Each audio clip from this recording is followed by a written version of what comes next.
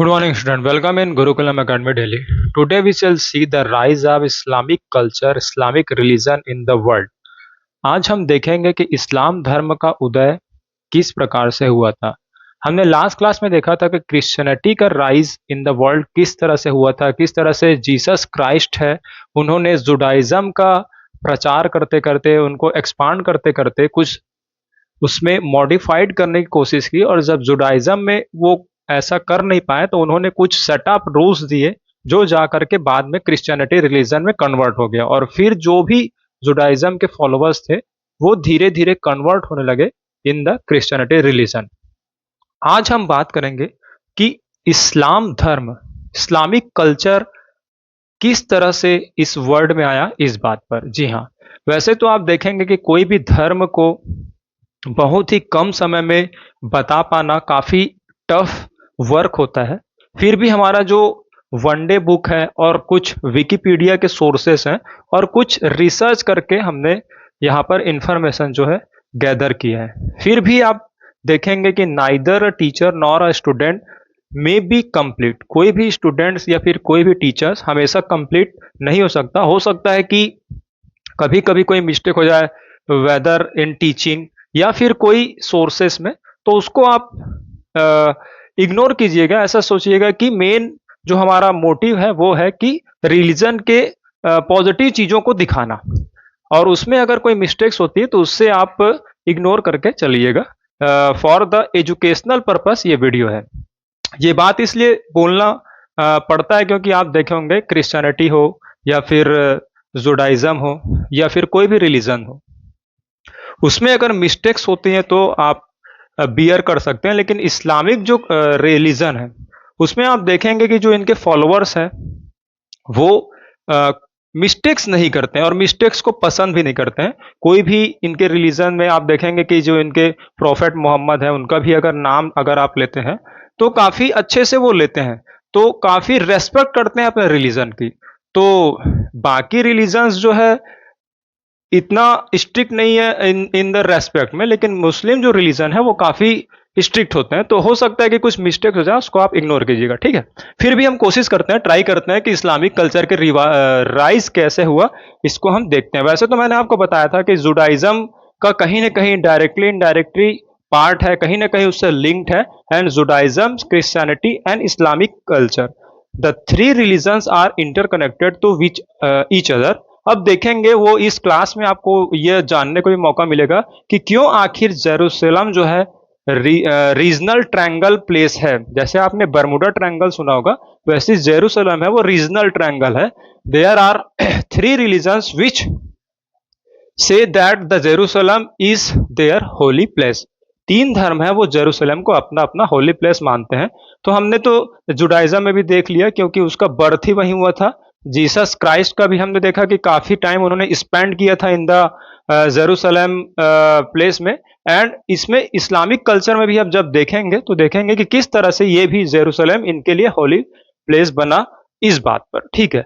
तो देखते हैं the rise of Islamic culture in the world. सबसे पहले मैंने बताया था कि जो भी क्रिश्चियनिटी जो रिलीजन है या फिर जुडाइज्म रिलीजन है उसके हमने टीचर्स या फिर फाउंडर के बारे में हमने थोड़ा सा लाइफस्टाइल देखा था। तो इस्लामिक कल्चर के भी फाउंडर के बारे में हम देखते हैं, ठीक है।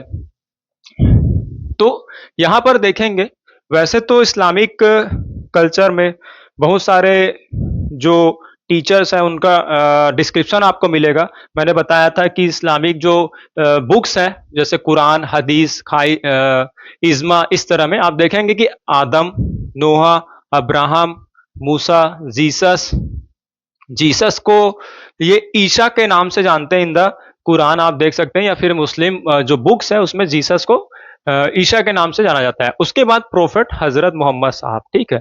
तो ऐसे बहुत सारे जो टीचर्स हैं या बहुत सारे फाउंडर्स हैं उनका डिस्क्रिप्शन कहीं ना कहीं आपको मिलता है। लेकिन जो मेन वर्क जो इस्लामिक कल्चर को दिया, जो इस्लामिक कल्चर को इस्लामिक कल्चर का फॉर्मेट दिया, उस वो है प्रोफेट हजरत मोहम्मद साहब।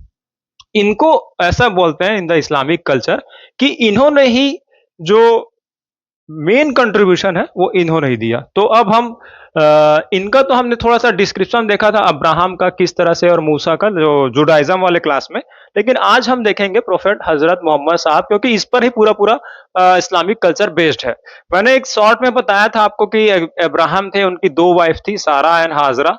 तो आप देखेंगे कि सारा से कोई उनका डॉटर या सन नहीं हो रहा था, तो फिर उन्होंने हाजरा से मैरिज की थी और हाजरा हाजरा से इस्माइल सन हुए थे, ठीक है। उसके बाद आप देखे थे कि काफी दिनों बाद after when Abraham was in 91 years, तो इसहाक हो गए थे।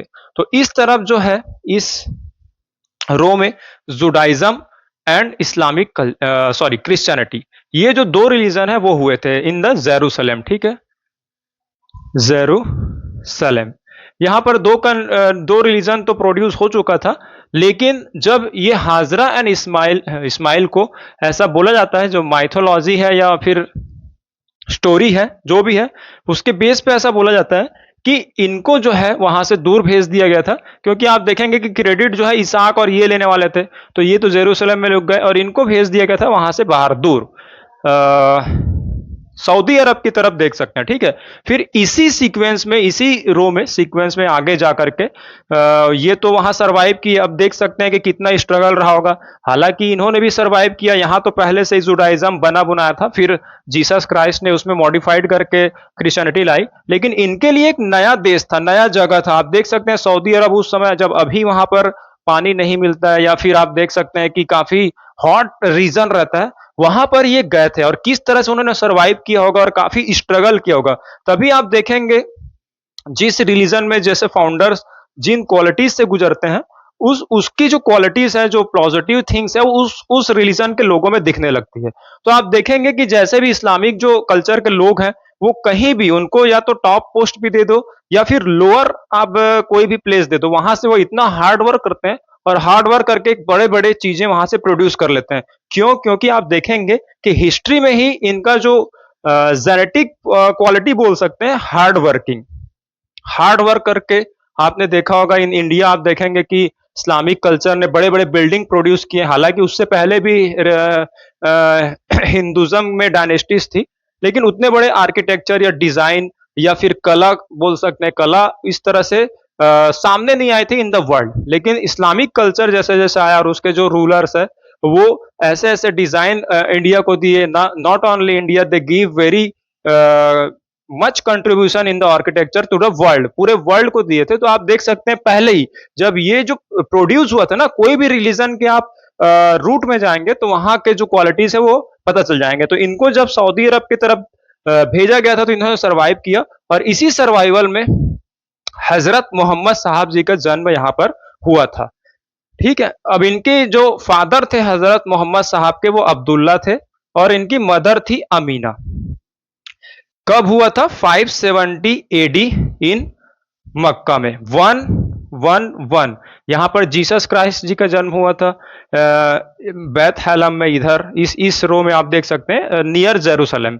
और 570 में मक्का में हजरत मोहम्मद साहब जी का जन्म हुआ था, 570 साल बाद। मतलब इनके जो जीसस क्राइस्ट है, उनके जन्म के 570 बाद, ये एडी यानी आप समझ जाइए कि इसके बाद का अब काल चलेगा।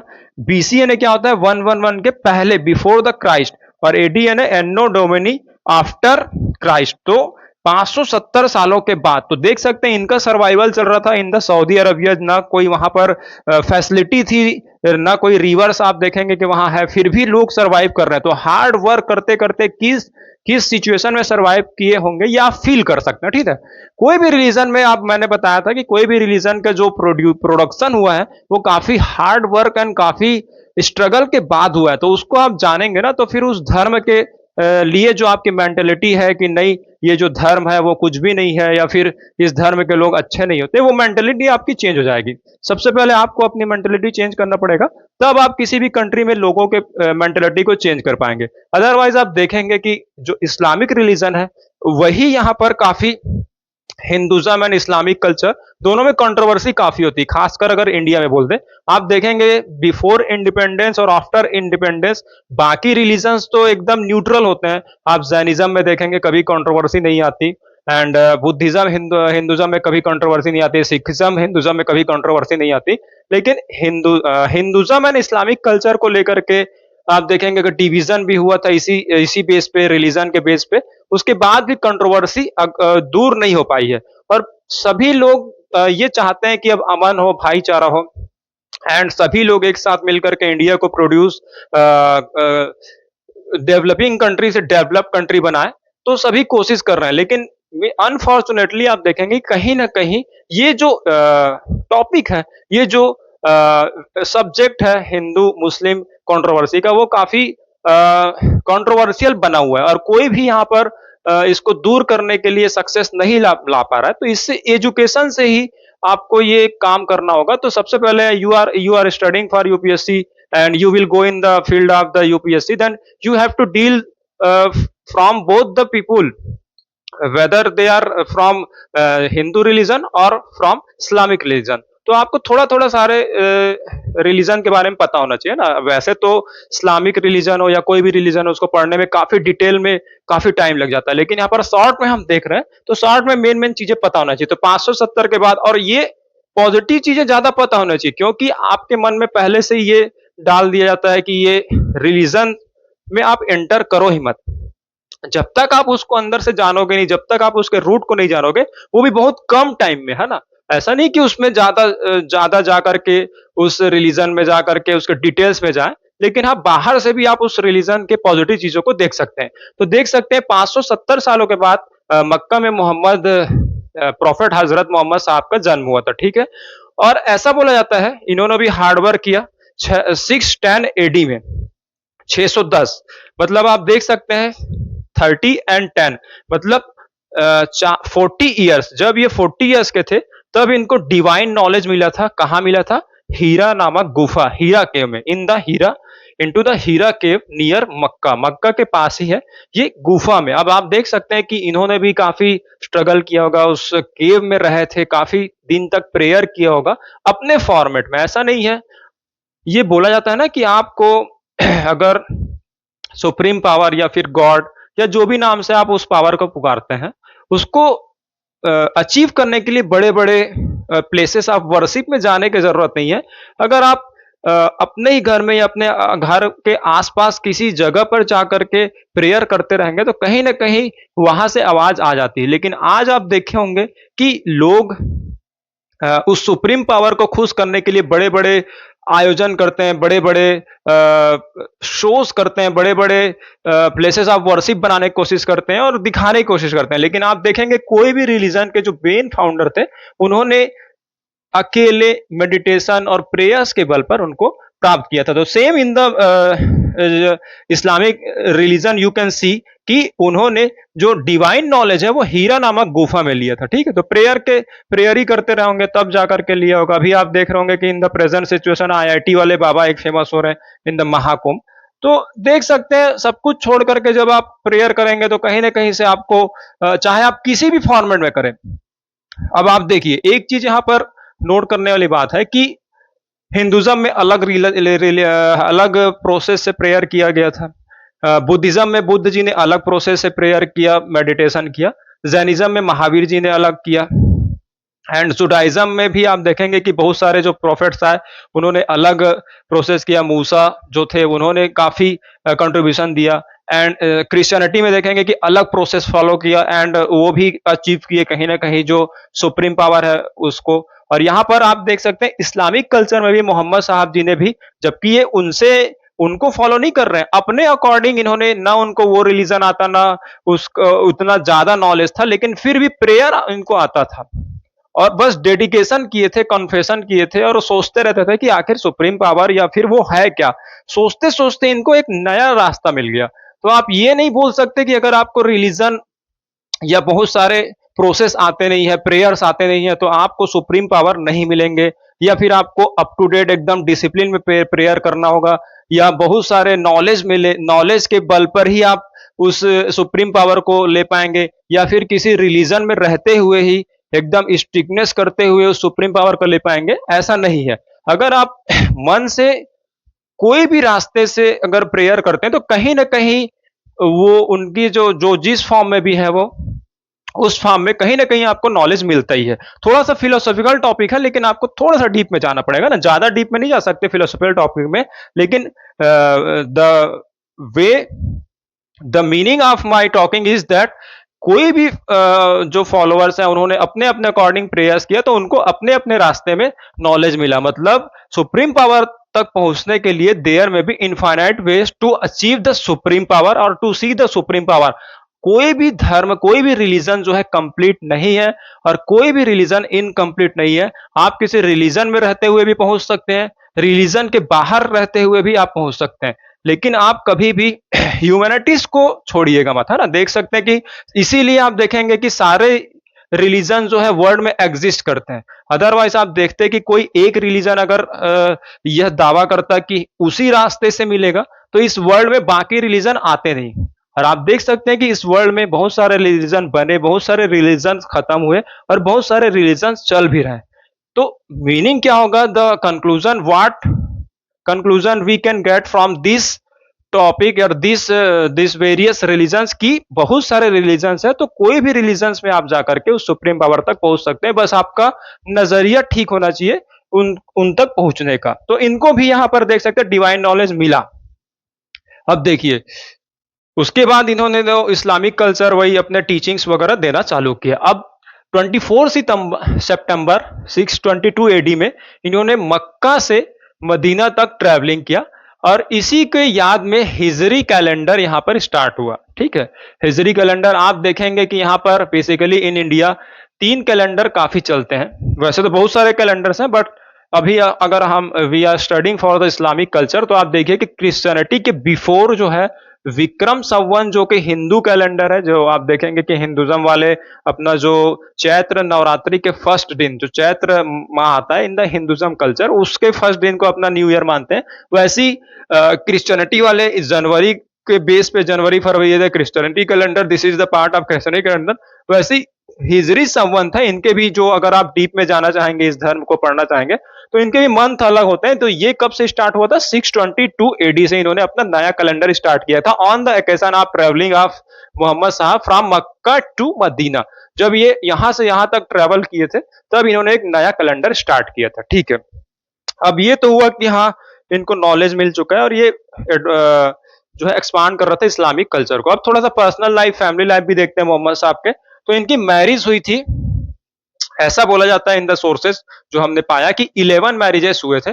सबसे पहला जो इनका मैरिज हुआ था खदीजा नाम की एक वुमेन थी, उनसे इनका मैरिज हुआ था। ठीक है, 595 में जो है इनका मैरिज हुआ था। देखिए 570 में बर्थ हुआ एंड 595 अक्रॉस जब ये 25 ईयर्स के थे मोहम्मद साहब, जब खदीजा इनसे इनका बर्थ हुआ था। अब यहाँ पर जानने वाली बात है, देखिए यहाँ पर 11 मैरिजेस हुआ है, लेकिन जब तक वो खदीजा से मैरिज किए थे और जब तक ये अलाइव थी तब तक इन्होंने सेकंड मैरिज नहीं की थी, ऐसा in the sources, in the online sources हमको पता चला। ठीक है, जब इनकी डेथ हो जाती है 620 एडी में, 620 एडी में, तब ये इनको जो है फोर्स किया जाता है। जो सेकंड इनकी मैरिज हुई थी, ऐसा बताया जाता है कि वो जिन गर्ल से मैरिज हुई थी उन्होंने इस्लाम जो रिलीजन है वो फॉलो किया था, लेकिन वो काफी परेशान थी, काफी स्ट्रगल कर रही थी। तब उनको मोहम्मद साहब जी को बोला गया था कि आप इनसे मैरिज कर लीजिए। तब इन्होंने सेकंड मैरिज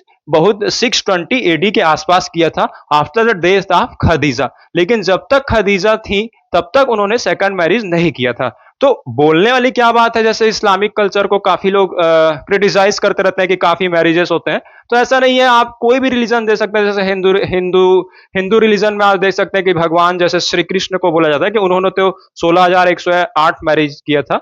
तो मैरिज जो है पर्सनल जो बेनिफिट या पर्सनल डिजायर के लिए नहीं करते थे, वो उनके नीड के लिए, उनको बचाने के लिए करते थे। तो same in the Islamic culture, one तो इन्होंने किया था और वन को इन्होंने काफी फॉलो किया था और जब तक ये थी तब तक सेकंड नहीं किया था। लेकिन जब इनकी डेथ हो गई थी अनफॉर्चुनेटली, तो उसके बाद इन्होंने दूसरे के बोलने पर और गर्ल के हेल्प के लिए मदद किया था। तो कोई भी जो रिलीजन में कोई भी प्रोसेस है उसको आप बिना सोचे समझे क्रिटिसाइज नहीं कर सकते, आपको पहले पूरा एनालिसिस करना पड़ेगा। और यही जब लोग क्रिटिसाइज करने से पहले सोचना सीख जाएंगे in any religion for the any religion, तो यहां पर कंट्रोवर्सी नहीं हो पाएगी। ठीक है, तो लोग ये सोच पाए ना सोच पाए, लेकिन आप you are preparing for UPSC, तो आपको ये करना होगा, आपको शॉर्ट शब्दों में समझाना होगा। आपको हार्ड वर्क करना है, लेकिन आपको सिंपल वर्ड्स में, वहां पर टाइमिंग भी कम होगा अगर कंट्रोवर्सी हो रही तो कम टाइम में आपको इन द पब्लिक के सामने इंटरव्यू देना होगा और कम टाइम में उनको समझाना होगा। तो वो कब समझा पाएंगे, जब आप खुद समझेंगे। तो आप देखिए कि फर्स्ट जो इनका मैरिज हुआ था खदीजा से हुआ था, और उसके बाद जैसे जैसे उनकी नीड हुई तो गर्ल्स के वुमेन सेफ्टी एंड उनको हेल्प करने के लिए उन्होंने मैरिज करते रहे। ठीक है, जो एक और इनकी जो फेमस है, जो वैसे तो बहुत सारी वाइफ्स थी, लेकिन मेन मेन कोई हम देख सकते हैं तो आयशा नाम की एक जो थी यंगेस्ट वाइफ थी इनकी। अब आयशा भी ऐसा बोला जाता है कि काफी इंटेलिजेंट थी, इंटेलेक्चुअल थी, और काफी डेडिकेटेड थी फॉर द इस्लामिक कल्चर, और काफी उसमें रुचि रखती थी। तो कहने वाली जो कंक्लूजन वाली बात यह है कि लाइफ पार्टनर आपको उसी को बनाना चाहिए जो आपके थॉट्स से मैच करती हो, जो जो आपके थॉट्स और उनके थॉट्स मिलते हो। तो आयशा से भी किया था, और ये आयशा जो है इंटेलिजेंट थी, एंड 20 जो 2210 2210 हदीस जो है इस्लामिक जो रूल्स रेगुलेशन है, अभी आगे हम डिस्कस करेंगे इसके बारे में, उसका इन्होंने काफी एक्सपांड किया था जब मोहम्मद साहब थे तब, और उनके डेथ के बाद भी। तो दो वाइफ तो यहाँ पर काफी नाम जाना जाता है। वैसे तो आप डिटेल जानना चाहेंगे, if you want to know the details of 11 wife, then you can search from any Google और फिर फ्रॉम ऑनलाइन सोर्सेज, बट यहां पर हम दो का जिक्र करना चाहेंगे या फिर उसके बारे में डिटेल्स देखना चाहेंगे। ठीक है, अब इनकी डॉटर, वैसे तो मोहम्मद साहब के देखेंगे कि 7 जो है, फोर डॉटर एंड 3 सन हुए थे फ्रॉम खदीजा से। ठीक है, लेकिन अनफॉर्चुनेटली उस समय जो है आप देखेंगे कि पहले चाइल्ड जो है डेथ काफी हो जाती थी, चाइल्ड जो है बच्चों को बीमारियां हो जाती थी, और उस समय इतने फैसिलिटीज नहीं थे फॉर द हेल्थ केयर,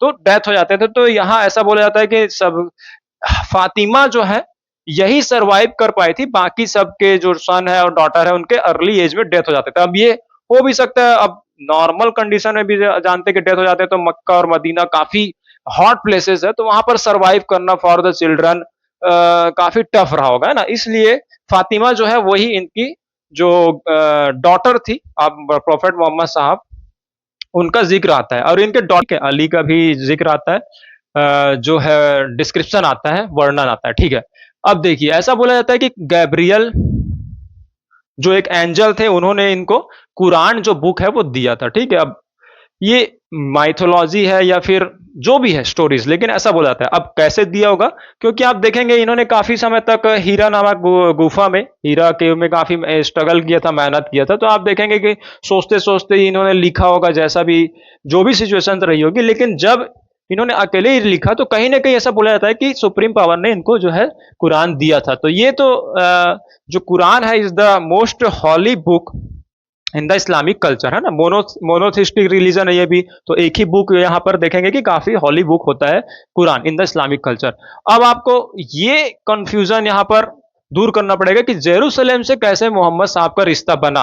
तो ये जो इवेंट है, जो कैसे रिश्ता बना, उसको एक कहानी के थ्रू बताया जाता है, द नाइट जर्नी है ना, रातों रात की यात्रा। इसमें क्या हुआ था, 621 एडी का ये इवेंट है, 621 AD after the 21 years of Christianity calendar.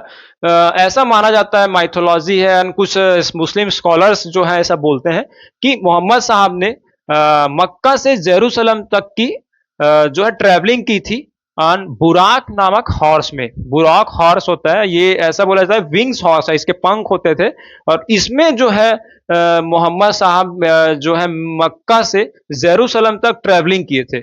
और अब देखिए यहां पर क्या होता है, प्रेयर, उन्होंने वहां तक ट्रेवलिंग तो की, और ऐसा बोला जाता है कि बहुत जल्दी पंखों वाले घोड़े में इन्होंने मक्का से जेरूसलम तक की ट्रेवलिंग की। और जो इनके जो पहले के प्रॉफिट्स है, जो सीनियर प्रॉफिट्स है, मूसा, अब्राहम एंड ईसा, जीसस, इन सब के साथ मिलकर के प्रेयर किया। ठीक है, काफी प्रेयर किया और प्रेयर पे ही लगे रहते थे। आप देखेंगे जैसे ज्यादा डीप में जाएंगे तो 50 टाइम्स के प्रेयर्स का डिस्क्रिप्शन था इन द इस्लामिक कल्चर कि ये 50 बार दिन में प्रेयर करते थे इन सब के साथ मिल करके। तो ऐसा माना जाता है कि ये वहीं से जेरूसलम से हेवन गए थे, यानी जन्नत तक गए थे, और केवल यही गए थे, है ना, प्रेयर करते करते ये वहां से जेरूसलम में ही रहते रहते हेवन तक गए।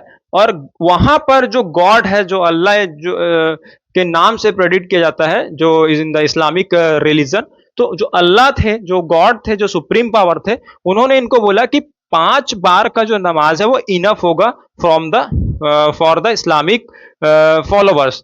तो उन्होंने वहां जेरूसलम में ही उनको ये बात पता चली, और 50 बार जो नमाज पढ़ा जाता था उससे 5 बार जो है रिड्यूस किया गया इन द जेरूसलम। और इसी दिन को जो जब ये वहां से दे मूव इनटू द जन्नत फ्रॉम द अर्थ, उसी को इस्लामिक जो मंथ होता है रजाब, उसके 27 को वो काफी सेलिब्रेट करते हैं। ये एक इवेंट था कि मक्का से जेरूसलम गए, जेरूसलम से हेवन तक गए, हेवन में उनको ये मैसेज मिला कि 50 बार प्रेयर नहीं, आप केवल 5 बार भी करेंगे तो भी इनफ होगा। और उसके बाद से देखेंगे कि आज इन द इस्लामिक कल्चर 5 बार का नमाज का जो प्रोसेस है वो चलता आ रहा है। ठीक है। अब देखिए डेथ मोहम्मद साहब की कब हुई थी? 8 जून 1632 में आयशा जो उनकी वाइफ थी उनके पास हुई थी। ऐसा बोला जाता है कि उनके डेथ के समय आयशा जो वाइफ थी उनके पास थी। 62 ईयर्स के लगभग जब थे, तब मदीना में इनका बरियल प्रोसेस जो है वो किया गया था। तो ये तो रहा short introduction of the Muhammad Sahab के बारे में। अब हम देखते हैं कि बेसिक प्रिंसिपल या बेसिक टीचिंग्स क्या है इन इस्लामिक कल्चर में। अब हम देखते हैं जो बेसिक प्रिंसिपल्स हैं, what are the basic principle in Islam, वो अब हम स्टडी करने की कोशिश करते हैं। तो देखिए, इस्लाम में 5 रूट्स, इसको काफी इंपॉर्टेंस दी जाती है। वो what are the 5 roots in Islamic culture? सबसे पहला है शहादत। शहादत मीन्स क्या होता है कि इस्लामिक ओथ एंड क्रीड का इसमें डिस्क्रिप्शन है। जैसे इस्लामिक, वैसे तो बहुत सारे ओथ्स हैं, लेकिन आप एक एक जो मोस्ट इंपॉर्टेंट है वो है कि केवल वो एक ही सुप्रीम पावर और only and only one supreme power they believe, वो एक ही सुप्रीम पावर में बिलीव करते हैं। उसके अलावा उनको परमिशन नहीं है कि किसी भी दूसरे फॉर्म में या फिर किसी भी दूसरे फॉर्म में या दूसरे किसी भी दूसरे थॉट्स से सुप्रीम पावर को वर्शिप कर सके। तो यही है जिसको बोलते हैं शहादत। जैसे कि एक ही और एक ही गॉड है, दूसरा कोई नहीं है। ये इनका एक समझ सकते हैं कि आप देखिए कि एक अच्छाई भी है, क्योंकि बहुत सारे जब आपके पास ऑप्शंस हो जाते हैं तो फिर आप कहीं ना कहीं कंफ्यूजन होने लगता है कि आप कुछ देर तो इनकी वर्शिप कर लिए, कुछ देर उस फॉर्म में कर लिए, फिर कुछ देर उस फॉर्म में कर लिए। तो ऐसे आप देखेंगे कि डाइवर्सन हो जाता है। लेकिन मेडिटेशन क्या होता है? कोई भी रिलीजन में आप देखेंगे what is the definition of meditation, कि केवल और केवल आप एक चीज पे फोकस करो। अगर आपके पास ऑप्शन बहुत सारे होंगे तो आप मेडिटेट नहीं कर पाएंगे, आप उनको प्रेयर नहीं कर पाएंगे।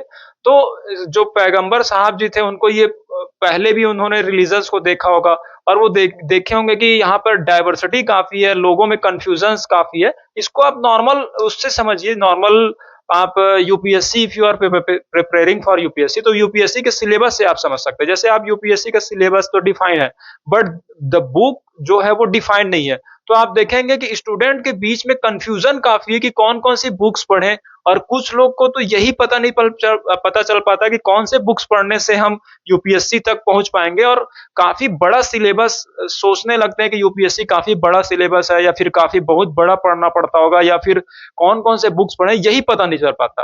तो जब आपके पास ऑप्शंस बहुत सारे होंगे, जैसे बुक्स यहाँ पर यूपीएससी के बहुत सारे हैं, वैसे ही अगर आपके पास प्रेयर करने के फॉर्म बहुत सारे होंगे तो आप वहां तक नहीं पहुंच पाएंगे, और कहीं ना कहीं मिस यूज होने लगेगा।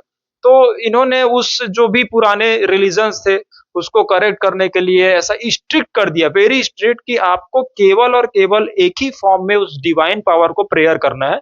उसको बोला जाता है शहादत। ठीक है। इस्लामिक ओथ एंड क्रीड वैसे बहुत सारे हैं, लेकिन आप शॉर्ट फॉर्म में समझिए कि ओनली वन फॉर्म में ही आप प्रेयर कर सकते हैं, दूसरे को आपको परमिशन है ही नहीं। दूसरा देखिए सलाद, दूसरा जो इनका 5 रूट्स में जो दूसरा second the most important root in the Islamic culture is 5 times का प्रेयर्स। देखिए एक तो एक ही आपके गॉड इन्होंने फिक्स कर दिया। इससे देखिए धीरे-धीरे आप सोचेंगे ना तो प्रेयर जो है ईज़ी हो जाता है। तो एक ही गॉड है, 5 टाइम्स आपको प्रेयर्स करने हैं, 50 टाइम्स नहीं करने हैं, क्योंकि 50 टाइम्स में काफ़ी टफ हो जाता है, हमने देखा था जेरूशलेम में। उसके बाद ज़कात, ज़कात ही मतलब क्या होता है कि आल्म्स गिविंग। जैसे आप देखेंगे कि सारे रिलिजन्स में कुछ ना कुछ ज़रूरतमंदों को देना चाहिए। तो इस्लामिक कल्चर में ये इस पर काफ़ी फ़ोकस किया गया है, मतलब 5 रूट्स है ना, तो 5 काफ़ी फ़ोकस किया गया। वैसे तो बहुत सारे और भी रूल्स एंड रेगुलेशंस है, अच्छाइयाँ हैं, काफ़ी अच्छे काम करते रहते हैं, लेकिन आप देख सकते हैं कि शहादत एंड उसके बाद सलात एंड ज़कात। ज़कात यानी आप देखेंगे कि इस्लामिक कल्चर में जो भी लोग हैं, वो काफ़ी दान अगर बोले तो वो काफ़ी दान देते रहते हैं। देखेंगे जो भी ज़रूरतमंद है, आप कभी भी कोरोना के टाइम में देख सकते हैं या फिर हमेशा। और ईद के दिन तो आप देखे होंगे वो बिना बिना without looking the religion of taker, बिना जो जो लेने वाला है वो कौन से रिलीजन का है या वो कौन से जेंडर का है, इसको बिना देखे वो उस समय जो रमजान का जो मंथ होता है और ऐसे भी ईद में और नॉर्मल जब प्रेयर्स होते हैं, जब ये मस्जिद से बाहर निकलते हैं, तो आप देखेंगे कि बिना कुछ देखे ही जो है ये जरूरतमंदों को पैसे देते हैं या फिर बहुत सारे चीजें देते हैं। तो ये बहुत बड़ा फोकस देख सकते हैं जो बाकी रिलीजन्स में आपको नहीं दिखेगा। वहां पर ऑप्शन होता है कि आप दे सकते हैं। हिंदुज्म में देखेंगे कि अगर आप किसी टेंपल में गए उसके बाहर अगर निकलते हैं तो आपका मन है तो आप दीजिए, अदरवाइज ना दीजिए। आप देखेंगे कि कुछ कुछ देते हैं, कुछ कुछ नहीं दे पाते। लेकिन अगर आप मॉस्क्यू से जब प्रेयर करते हुए जब लोगों को देखेंगे बाहर निकलते हुए कभी, तो वो देखेंगे कि लगभग सब कोई कुछ ना कुछ देते हैं। तो ये इनके रूट्स में रिलीजन का पॉजिटिव पॉइंट बोल सकते हैं कि देना, गिविंग, तो इसको बोलते हैं जक़ात। इस पर बहुत फोकस किया गया, तो ये काफी देते ही रहते हैं देखेंगे। उसके बाद आप देखिए, जैसे आप जब हम पढ़ेंगे Mughal dynasties in the medieval India, तो आप देखेंगे अकबर और एंड बहुत सारे जो लोग थे वो भी कहीं कहीं जगह देते रहते थे। हालांकि यहाँ रूल तो किए इंडिया में, लेकिन आप देखेंगे मंदिर बनवाने के लिए, या फिर आप जब सिखिज्म हम पढ़ेंगे तो उसमें देखेंगे कि कैसे अकबर ने काफी जगह दिया था सिखिज्म को प्रमोट करने के लिए। तो बहुत सारे जो दान है, जो लैंड है, कोई भी फॉर्म में कोई भी चीज देना है, तो वो इनके रिलीजन में काफी इंपॉर्टेंस दिया जाता है इन द इस्लामिक रिलीजन। ठीक है, अब देखिए सावम, ये क्या होता है, फास्टिंग पर भी इन्होंने जोर दिया, फास्टिंग भी करनी चाहिए। और हज, पिलग्रिमेज टू मक्का, ऐसा माना जाता है कि एक बार लाइफ में मक्का, अगर आप if you are following Islamic culture, तो आपको मक्का तक जाना जरूर चाहिए, जिसको हज बोलते हैं। आप देखेंगे लोग जाते भी रहते हैं हज पर, कम से कम एटलीस्ट 1 बार, और मैक्सिमम तो आप कितने भी बार जा सकते हैं। वहां पर उम्रा प्रोसेस होता है और भी बहुत सारे प्रोसेस होते हैं, तो उसका डीप में भी हम नहीं जा सकते। बट ये है कि हज यानी होता है कि एक बार लाइफ में you should go to the Mecca and Medina at least one in your life time, और मैक्सिमम आप कितने ही बार जा सकते हैं। तो ये अच्छा है। आप देखिए, ये भी कंपलसरी बोला गया। अब दूसरे जो भी आप रिलीजन देखेंगे, हमने पढ़ा है Hinduism and Jainism, Buddhism, Christianity, Judaism, उसमें ये कंपलसरी नहीं है कि कोई एक तो प्लेस नहीं है, वहां पर बहुत सारे प्लेसेस हैं, और वहां पर कंपलसरी नहीं कि आप वहां पर जाओ। लेकिन जो इस्लाम में है, ये मॉडिफिकेशन किया गया, करेक्शन किया गया after looking the previous religions by the prophet Muhammad, हजरत मोहम्मद, कि कम से कम एक बार तो आप जो आपके रिलीजन का जो टॉप मोस्ट प्लेस है वहां पर आपको जाना चाहिए। उससे क्या होता है कि आपने लाइफ टाइम में क्या किया, क्या नहीं किया, और क्या सीखना चाहिए था, वो सब जो कमी रह गई आपके लाइफ में, वो वहां जाकर के पूरी हो जाती है। तो ये आपको सीखना चाहिए इस्लामिक कल्चर में कि अच्छी बात है, आप कोई भी रिलीजन से फॉलो करते हैं तो एटलीस्ट 1 टाइम तो आपको वहां पर जाना चाहिए, कोई भी एक प्लेस पर, वो एक ही प्लेस होना चाहिए। अब देखेंगे कि कोई कुछ प्लेस में चले जा रहे हैं, कोई कुछ प्लेस में चले जा रहे हैं, तो काउंसिल नहीं हो पाता। काउंसलिंग मीन्स सब कोई मिल नहीं पाते, किसी के थॉट्स अलग चल रहे हैं, किसी के थॉट्स अलग चल रहे हैं। अगर आप साउथ के प्लेस विजिट कर रहे हैं, नॉर्थ इंडियन नॉर्थ के प्लेस विजिट कर रहे हैं, तो फिर एक गैदरिंग नहीं हो पाती, थॉट्स का एक्सचेंज नहीं हो पाता। तो इस्लामिक कल्चर में ये पॉजिटिव चीज बोल सकते हैं कि एक ही प्लेस पे आपको जाना है और लाइफ में 1 बार तो जाना है। तो कहीं ना कहीं जो कमी रही होगी या फिर टीचिंग्स में, वो वहां जाकर के फुलफिल हो जाती है। तो ये पॉजिटिव पॉइंट है कि एक बार कम से कम आप उस रिलीजन से रिलेटेड प्लेस पर जाएंगे तो आपको काफी ना काफी बेनिफिट मिलेगा। ठीक है, तो this were the 5 roots, this are the 5 roots of Islamic religion. ठीक है, शहादत, सलात, जक़ात, सावम एंड हज, ये पांचों में से कोई भी टर्म आ सकता है। इन द प्रीलिम्स एग्जामिनेशन या फिर मेंस में भी कुछ इस तरह से रिलेटेड कोई टर्मिनोलॉजी आ सकती है, ठीक है। और जब हम मिडाइवल इंडिया पढ़ेंगे तो भी तो इसका थोड़ा थोड़ा डिस्क्रिप्शन मिलेगा, तो यहाँ जब पढ़ लिए रहेंगे तो वहां पर आपको काफी इजी हो जाएगा। अब देखिए इन सबको 5 जो रूट्स है वो तो है ही है, उसको शॉर्ट में बोले तो ओनली वन गॉड पे बिलीव करना है, वन सुप्रीम पावर, और उसको अल्लाह के नाम से प्रेयर करते रहना है, ठीक है। एंड नमाज जो पढ़ा जाता है वो देखेंगे कि मक्का जो है उसी के तरफ, आप वर्ल्ड में कहीं पे रहिए आपका जो डायरेक्शन है वो मक्का की तरफ होना चाहिए। तो ये भी एक प्रकार का बहुत अच्छा पॉइंट है। अब आप कोई भी रिलीजन में अगर प्रेयर कर रहे हैं, आपको पता ही नहीं कौन सा डायरेक्शन में होता है, देख सकते हैं एक रिलीजन, एक सुप्रीम पावर, और डायरेक्शन भी सबका एक तरफ होना चाहिए, तो इससे यूनिटी आती है ना। दिस इज द जब आपके रिलीजन में ऐसे रूल्स हैं तो this is the fundamental for the reason of unity, the most united religion बोल सकते हैं इन द वर्ल्ड की इस्लामिक कल्चर है। आप देखेंगे सारे रिलीजन तो है ही है, लेकिन जैसे मैंने बताया था कि क्रिश्चियनिटी में एजुकेशन पे उन्होंने फोकस किया था, इस्लामिक कल्चर में यूनिफिकेशन में काफी फोकस किया गया। और रूल्स भी आप देख सकते हैं कि किस तरह से, चाहे वो कहीं के भी रिलीजन हो, ज्यादा कॉम्प्लिकेटेड रूल्स नहीं है। जैसे हिंदुज्म में काफी डाइवर्सिटीज है, एंड जैनिज्म में स्ट्रिक्टनेस काफी है, बुद्धिज्म में लिबरेशन ज्यादा है। तो यहाँ पर देख सकते हैं यहाँ पर 5 जो रूट्स हैं वो काफी क्लियर हैं, तो इजी हो जाता है ये फॉलो करने में, और इसीलिए यूनिटी काफी रहती है, ठीक है। तो कहीं भी आप रहिए मक्के के तरफ रह करके प्रेयर करेंगे तो इससे यूनिटी आती है और लोगों को पता होता है। और अगर हम इंडिया की रेफरेंस में बात करें तो मक्का जो है वेस्ट में पड़ता है इंडिया के, तो आप देखेंगे कि इंडिया में जो भी फॉलोअर्स हैं वो they do prayer towards west direction, मतलब वो पश्चिम की तरफ अपना फेस करके प्रेयर करते हैं। तो ये है कि जो इंडिया से जो मक्का है वो पश्चिम की दिशा में पड़ता है, ठीक है। तो ये तो है बेसिक प्रिंसिपल्स की टीचिंग्स, आपने देख लिया कि ये बेसिक है। वैसे तो बहुत सारे हैं और इसको पढ़ने में, केवल प्रिंसिपल्स को ही पढ़ने में, कुरान बुक को ही पढ़ने में बहुत सारे टाइम लग सकते हैं, और उतना हमको डीप में नहीं जाना है। हमको ज्यादा डीप में भी जाना है और ज्यादा ऊपर भी नहीं जाना है, लेकिन समझना जरूर है जो हमारे इंपॉर्टेंट की बात है। तो आपने थोड़ा सा तो जान लिया होगा कि क्या प्रिंसिपल्स है। अब देखिए फॉलोअर्स के बारे में, ठीक है।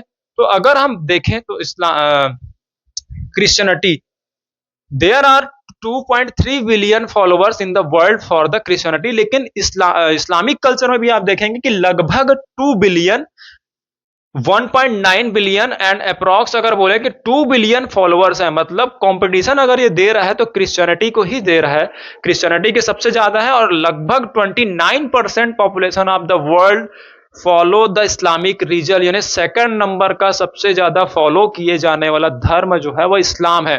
तो अब अगर आप इतने लोग अगर इस रिलीजन को फॉलो कर रहे हैं, जबकि इन द प्रेजेंट एज जब आपको ऐसा कोई बाउंडेशन नहीं है कि आप किसी को फॉलो करें, पहले अगर बोल सकते हैं चलो आपको फोर्सफुली कन्वर्ट करा दिया होगा या फोर्सफुली आपको इस्लामिक कल्चर अडॉप्ट करा दिया गया होगा, लेकिन अब लगभग सारे जो वर्ल्ड है कंट्री में वो डेमोक्रेटिक हो चुके हैं। You are free to choose any religion in the world, and after this system if 2 approx 2 billion followers are in the Islamic culture, then something is in Islamic culture। अगर आजादी के बाद और लोकतंत्र स्थापित होने के बाद भी अगर लगभग 2 बिलियन फॉलोअर्स अगर पूरे वर्ल्ड में, नॉट ओनली इन इंडिया, पूरे वर्ल्ड में अगर फॉलो कर रहे हैं तो कुछ ना कुछ तो अच्छाइयां होगी, है ना। तो एकदम से सिरे से नकार देना किसी भी रिलीजन को, ये गलत हो सकता है। कुछ कमियां पॉजिटिव तो एवरी रिलीजन में है, लेकिन आपको ऐसा एकदम से नहीं नकारना चाहिए। हाँ,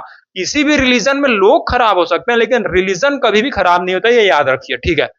अब देखिए फॉलोअर्स में मैंने बता दिया कि 2 बिलियन लगभग फॉलोअर है, वर्ल्ड के सेकंड लार्जेस्ट है। सल्तनत डायनेस्टी अगर हम इंडिया के रेफरेंस से बात करें तो सल्तनत काल में जो भी थे वो देखिए कि कितने साल, अलाउद्दीन खिलजी से लेकर के जो Ghulam dynasty, Tughlaq dynasty, Sayyid dynasty, Lodi dynasty, Khizr dynasty, ये सब हम पढ़ेंगे इन द मिडाइवल इंडिया। तो ये सब सारे इस्लामिक कल्चर फॉलो करते थे, और देखिए रूल्स भी काफी किए हैं ना।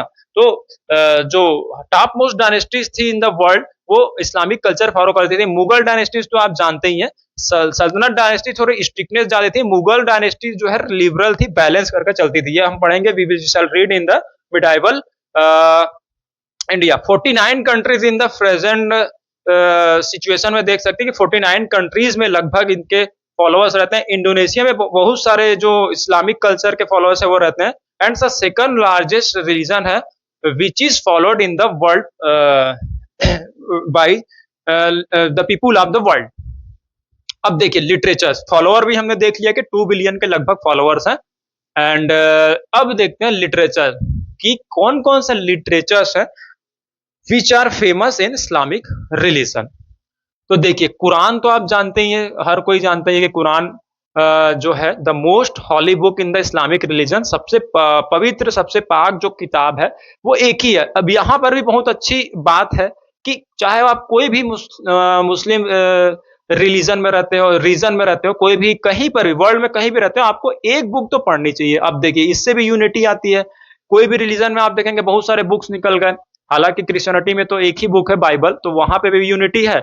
और इस्लामिक कल्चर में भी जो कुरान है वो एक बुक है, कहीं भी आप चले जाइए, हालांकि फॉर्म उसके अलग हो सकते हैं लेकिन जो बुक फोकस किया गया वो कुरान है। तो सबसे हॉली बुक जो है कुरान है, वो वही जो हमने लास्ट अभी देखा थोड़ी देर पहले कि गैब्रियल के द्वारा उनको मिला था प्रोफेट हजरत मोहम्मद साहब को। ठीक है, कुरान तो है, उसके साथ साथ सुन्ना। सुन्ना ऐसा बोला जाता है कि जो भी इनके टीचिंग्स थी कुरान में, तो काफी डिटेल्स में इस्लामिक जो रिलीजन है उसके बारे में है, काफी रूल रेगुलेशन सब कुछ है। और सुन्ना जो है, सुन्ना जो बोला जाता है वो जो टीचिंग्स है, जो मेन मेन जो इंपॉर्टेंट जो स्टेटमेंट्स है ऑफ द प्रोफेट हजरत मोहम्मद साहब, उसको बोला जाता है सुन्ना। ठीक है, एंड इज्मा, इज्मा भी एक बुक है, सेकेंडरी सोर्स है, जो कि सरिया बनाने में जो रूल्स है, मुस्लिम रूल्स उसको बोला जाता है सरिया। सरियत जो आप सुने होंगे कि सरियत के अकॉर्डिंग चल रहा है, तो सरियत क्या होता है, this is the Muslim religion का जो रूल होता है वो होता है। उसको बनाने के लिए कुरान तो है ही है जो बहुत बेस है, इससे रेफरेंस लिया जाता है। उसके साथ साथ इज्मा का भी जिक्र हुआ है, बहुत कम हुआ है। आप ऑनलाइन सोर्स देखेंगे तो पता चलेगा कि इन दोनों का एंड सुन्ना जो उनके स्टेटमेंट्स है, जो कुरान जो बुक है, जो प्रिंसिपल्स है, जो डिटेल में है, और इज्मा, ये तीन बुक का रेफरेंस लेकर के सरिया जो भी रूल्स बनाया जाता है उसको सरिया बोला जाता है। ठीक है, इस प्रोसेस को, इन तीनों बुक को, कुरान, सुन्ना, स्टेटमेंट्स एंड इज्मा, इन तीनों का रेफरेंस लेके कोई भी रूल्स जब पास किया जाता है उसको बोलते हैं फिक। फिक एक प्रोसेस है, तो कभी भी आ सकता है फिक। हालांकि यूपीएससी में भी आ सकते हैं टर्मिनोलॉजी वाइज, स्टेट पीसीएस में भी आ सकता है कि व्हाट इज द फिक। तो फिक जो है प्रोसेस है कि जो भी rules in the Islamic religion में पास होता है वो फिक प्रोसेस के जरिए होता है, या फिक प्रोसेस उसको बोला जाता है। ठीक है, अब देखिए थर्ड जो है जो बुक है, फर्स्ट तो कुरान है, सेकंड बुक इज्मा देख लिया, सुन्ना तो जो statements, the group of statement of prophet Muhammad हजरत, एंड थर्ड जो है हदी। हदी यानी क्या होता है, oral incident words and action.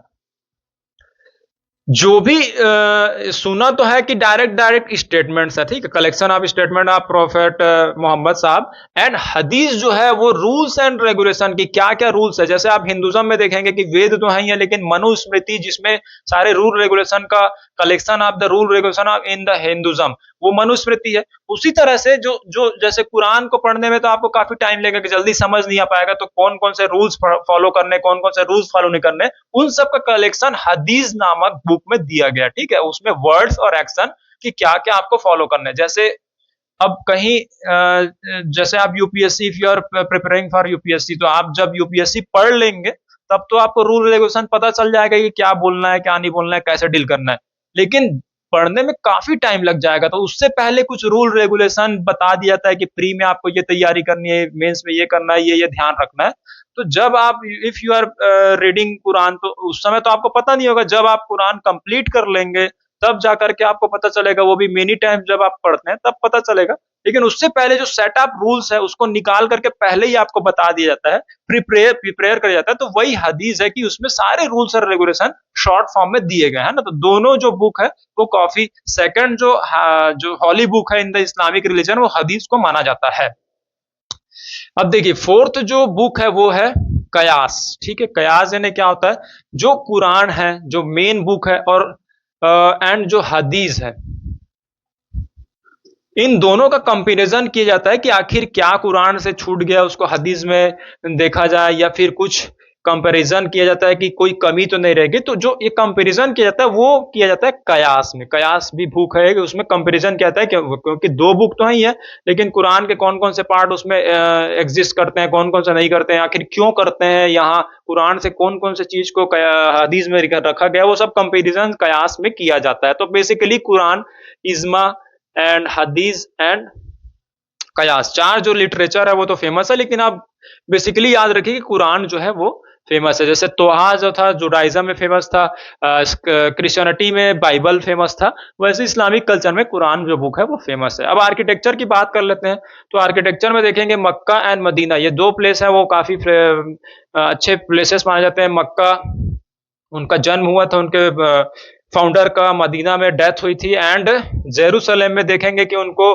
God से वो मिले थे, एंड मॉस्क्यूज काफी बनाए जाते हैं। और एक चीज देखिएगा कि कोई भी रूलर्स है, जैसे मुगल डायनेस्टीज के जो मॉस्क्यू थे वो काफी बड़े बड़े थे, आपको फोर्ट उतने बड़े नहीं मिलेंगे, लेकिन फोर्ट के अंदर ये मॉस्क्यूज बनाते थे, पर्सनल भी एंड रॉयल मॉस्क्यूज भी। और आप देखेंगे कि अगर कोई क्वीन है उनके लिए अलग मॉस्क्यूज, तो प्रेयर काफी करते रहते थे, मतलब अभी नहीं, शुरू से ही, जब एंशियंट टाइम से they were very dedicated to the supreme power, बहुत झुकाव रहता है इन द इस्लामिक कल्चर के फॉलोअर्स में। ठीक है, काउंसिल्स देखते हैं कि काउंसिल जैसे हिंदुज्म में हुआ था, हिंदुज्म में होता रहता है, जैनिज्म बुद्धिज्म में देखा था, वैसे यूनिवर्सल काउंसिल्स का तो डिस्क्रिप्शन नहीं मिलता कि सारे वर्ल्ड के लोग एक जगह इकट्ठे हुए हों, लेकिन आप देखेंगे कि वैसे तो वैसे ही पहले ही बोल दिया गया कि कम से कम मक्का में तो एक बार जाना चाहिए। तो काउंसिल तो चलते ही रहता है, ये रेगुलर काउंसिल है। और इसीलिए देख सकते हैं एजुकेशन तो जो है क्रिश्चियनिटी में हमने देखा कि स्कूल्स खुलवाया, और स्कूल के माध्यम से थोड़ा सा एजुकेशन भी दिया और थोड़ा थोड़ा रीजनल एजुकेशन भी वो देते थे। लेकिन काउंसिल्स के लिए उन्होंने ऐसा कुछ बोला नहीं कि आप एक ही चर्च में जाएं या एक ही प्लेस में आकर के पूरे वर्ल्ड के लोग यूनाइट हों और एक जगह मिले। लेकिन यहाँ पर जो पॉजिटिव पॉइंट है जिसके कारण जो है Islamic culture second largest religion बना, वो है काउंसिल्स। और वो यूनिवर्सल काउंसिल से स्पेसिफिक नहीं है, लेकिन हर ईयर, हर दिन आप देखेंगे कि पूरे वर्ल्ड के जो मुस्लिम फॉलोअर्स है, not only from the present age, from ancient age, ancient समय से वहां पर जाते हैं, मिलते हैं, तो फिर एक्सपांड भी होता है ना। हालांकि वहां पर नॉन मुस्लिम का जाना अलाउड नहीं है, बट सब लोग जाते हैं तो कहीं ना कहीं पता चलता है कि अच्छा इस तरह से है, तो फॉलोअर्स बढ़ते जाते हैं कि आखिर इस तरह से बहुत अच्छी बात है कि सारे लोग एक ही प्लेस पर जाते हैं, वहां पर अमीर गरीब किसी का कोई फासला नहीं। तो ड्रेस भी वही होता है, तो आप देखेंगे बड़े बड़े जो फिल्म स्टार है वो भी नॉर्मल ड्रेस में जाते हैं, आपको ये पता नहीं चल पाएगा कि कौन अमीर है कौन गरीब है। एंड प्लेस भी एक ही होता है, ऐसा नहीं कि कोई गरीब है तो उसके लिए छोटा वो प्लेसेस ऑफ वर्शिप हो गया, अमीर है तो बड़ा, ऐसा नहीं है। तो ये काफी प्लस पॉइंट रहा, और हर हर दिन पर डे ये काउंसिल चलता रहता है, तो ये प्लस पॉइंट रहा कि काउंसिल जो है इसमें काफी अच्छा प्रोसीजर है।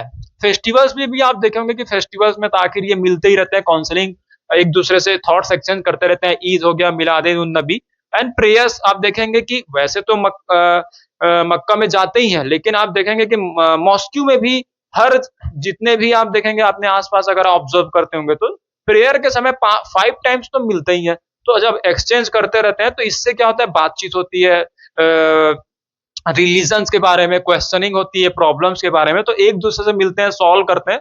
तो ये काफी अच्छा प्रोसेस है जिसको हमको सारे रिलीजन्स के लोगों को सीखना चाहिए, फॉर द कंट्री के लिए भी सीखना चाहिए कि अगर लोग एक दूसरे से बात करेंगे तो कंट्री जो है यूनाइट रहेगी। तो अगर आप if you want to unite the country, तो you have to learn from the Islamic religion. इस चीज से आप सीख सकते हैं कि किस तरह से एक प्लेस किया गया है।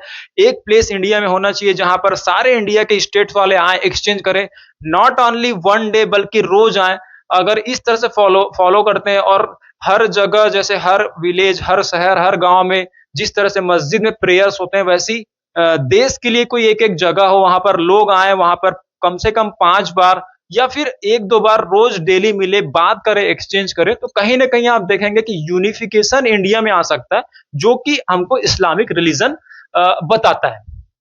ठीक है, अब देखिए सेक्ट्स के बारे में कि डिवीजन कैसे हुआ इन द इस्लामिक रिलीजन। देखिए कोई भी रिलीजन में आप देखेंगे कि ज्यादा समय तक यूनिफिकेशन नहीं हो पाता, क्योंकि change of thoughts is the natural. जो आप सोचने समझने का जो समझिए कि जो स्टाइल है वो बेसिकली डिफरेंस आ ही जाता है, सोच में कहीं न कहीं अंतर आ ही जाता है, ये नेचुरल चीज़ है। तो आप देखेंगे कि जैसे-जैसे जब तक फॉलो जो उनके टीचर होते हैं, जैसे फाउंडर होते हैं, तब तक तो वो यूनाइट होता है, लेकिन उनके जाने के बाद लोगों में कहीं न कहीं डिफरेंसेस आता है और फिर रिलीजन जो है बढ़ते जाता है, ठीक है? तो रिलीजन के बँटने पर आपको ध्यान नहीं देना, जो बेसिक प्रिंसिपल है उस पे ध्यान देना। लेकिन फिर भी इस्लाम का जो है 2 Sunni and Shia, Islam was divided into 2 part, Sunni and Shia. Maximum यहाँ पर देख सकते हैं, सुन्नी मीन्स क्या होता है? सुन्ना।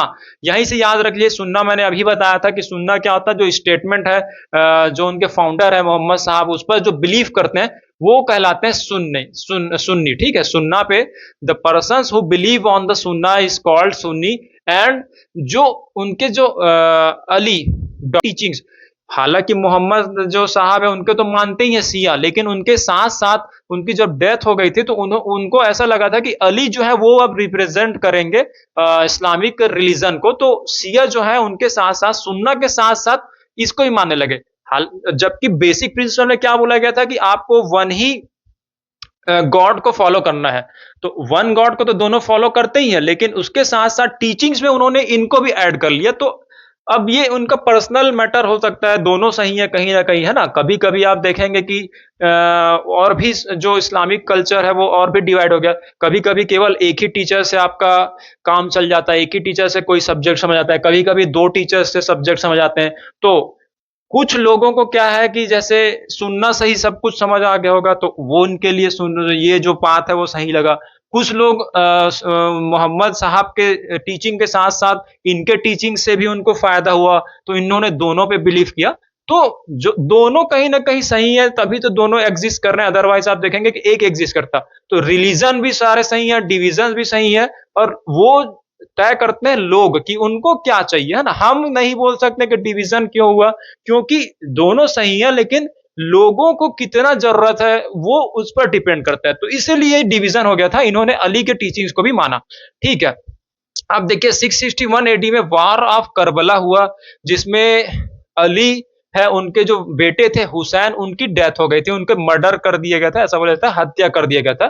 तब जाकर के और भी ये स्ट्रांग हो गया, शिया उनको लगा कि नहीं, सच बात है कि अगर इनके डेथ हुआ है तो कुछ ना कुछ तो पावर है और कुछ ना कुछ तो कारण रहा होगा, तभी इनका डेथ हुआ है। तो थोड़ा सा जो शिया कम्युनिटी थी उसमें बिलीफ बढ़ने लगा, और फिर ऐसा लगा कि नहीं, वो भी जो हमारा जो सोच है वो सही हुआ था। जैसे कि उसमें देखे थे हमने क्रिश्चियनिटी में, जब उनका जीसस क्राइस्ट उनको डेथ दे दिया था, फिर वो आ जाते थे, तो उससे बिलीफ होने लगा था। वैसे ही अगर आप if you are preparing for UPSC, अगर आपके पास जितना निगेटिविटी आता है वो आपका ताकत बन जाता है। वैसे ही इनके जो अली है, उनके बेटे का जब डेथ हो गया, उनकी हत्या कर दी गई, तो फिर लोगों को लगा कि नहीं, सिया जो जो उनके थॉट्स हैं वो भी कहीं ना कहीं सही है, ठीक है? तो दोनों एग्जिस्ट कर रहे हैं, सुन्नी एंड शिया, दो बोथ एग्जिस्ट, बोथ जो पाथ है एग्जिस्ट इन प्रेजेंट टाइम। अब देखिए, खलीफा एक पोस्ट हुआ करता था इन द इस्लामिक रिलीजन। ऐसा बोला जाता है कि रिप्रेजेंटेटिव्स ऑफ मोहम्मद साहब, उसको खलीफा बोला जाता है। जैसे पॉप हो गए in the Christianity and Judaism, pope जो का पोस्ट था, वैसे खलीफा का पोस्ट भी हुआ करता था इस्लामिक रिलीजन में इन द एंशियंट टाइम। लेकिन जो है 1924 के आसपास टर्की रूरल है, उन्होंने इसको एंड कर दिया। मुस्तफा कलाम पासा जो एक रूलर थे, ये मुस्तफा कलाम पासा, इन्होंने इसको जो खलीफा पोस्ट था उसको एंड कर दिया था, ठीक है? तो ये तो रहा इस्लामिक जो कल्चर है उसके बारे में। अब हम देखते हैं pros and cons of the Islamic religion. अब हम बात करते हैं इस्लामिक कल्चर के प्रोज एंड कॉन्स की। आप जानते हैं कि जो इंडिया का कॉन्स्टिट्यूशन है वो एक सेकुलर कॉन्स्टिट्यूशन है, मतलब धर्मनिरपेक्ष।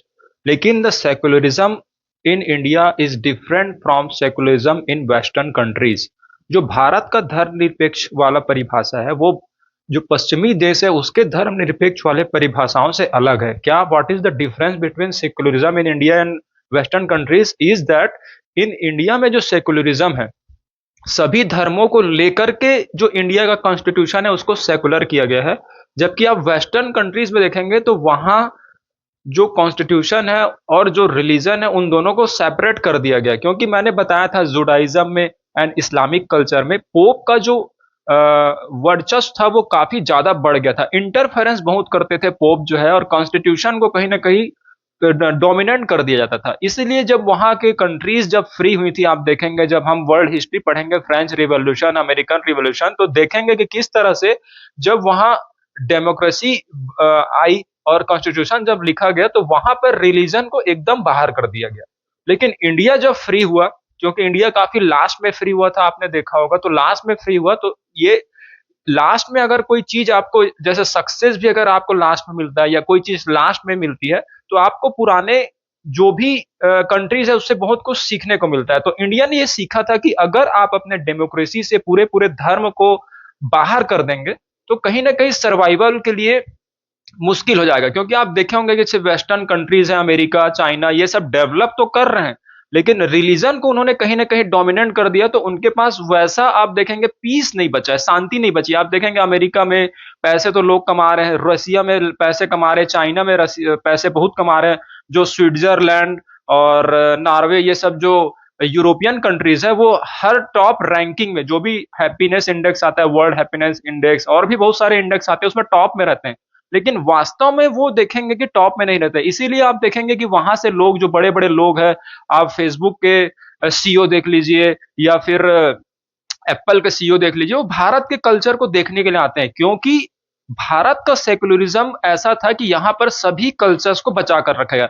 नॉट ओनली हिंदू रिलीजन बल्कि मुस्लिम रिलीजन एंड सिखिज्म, सारे रिलीजन में डाइवर्सिटीज काफी है। तो विदेशी जो आते हैं, जो धर्म को जानने के लिए, वो यही हुआ था, क्योंकि उन्होंने पूरा सेपरेट कर दिया था सेकुलरिज्म कॉन्स्टिट्यूशन बनाने के लिए।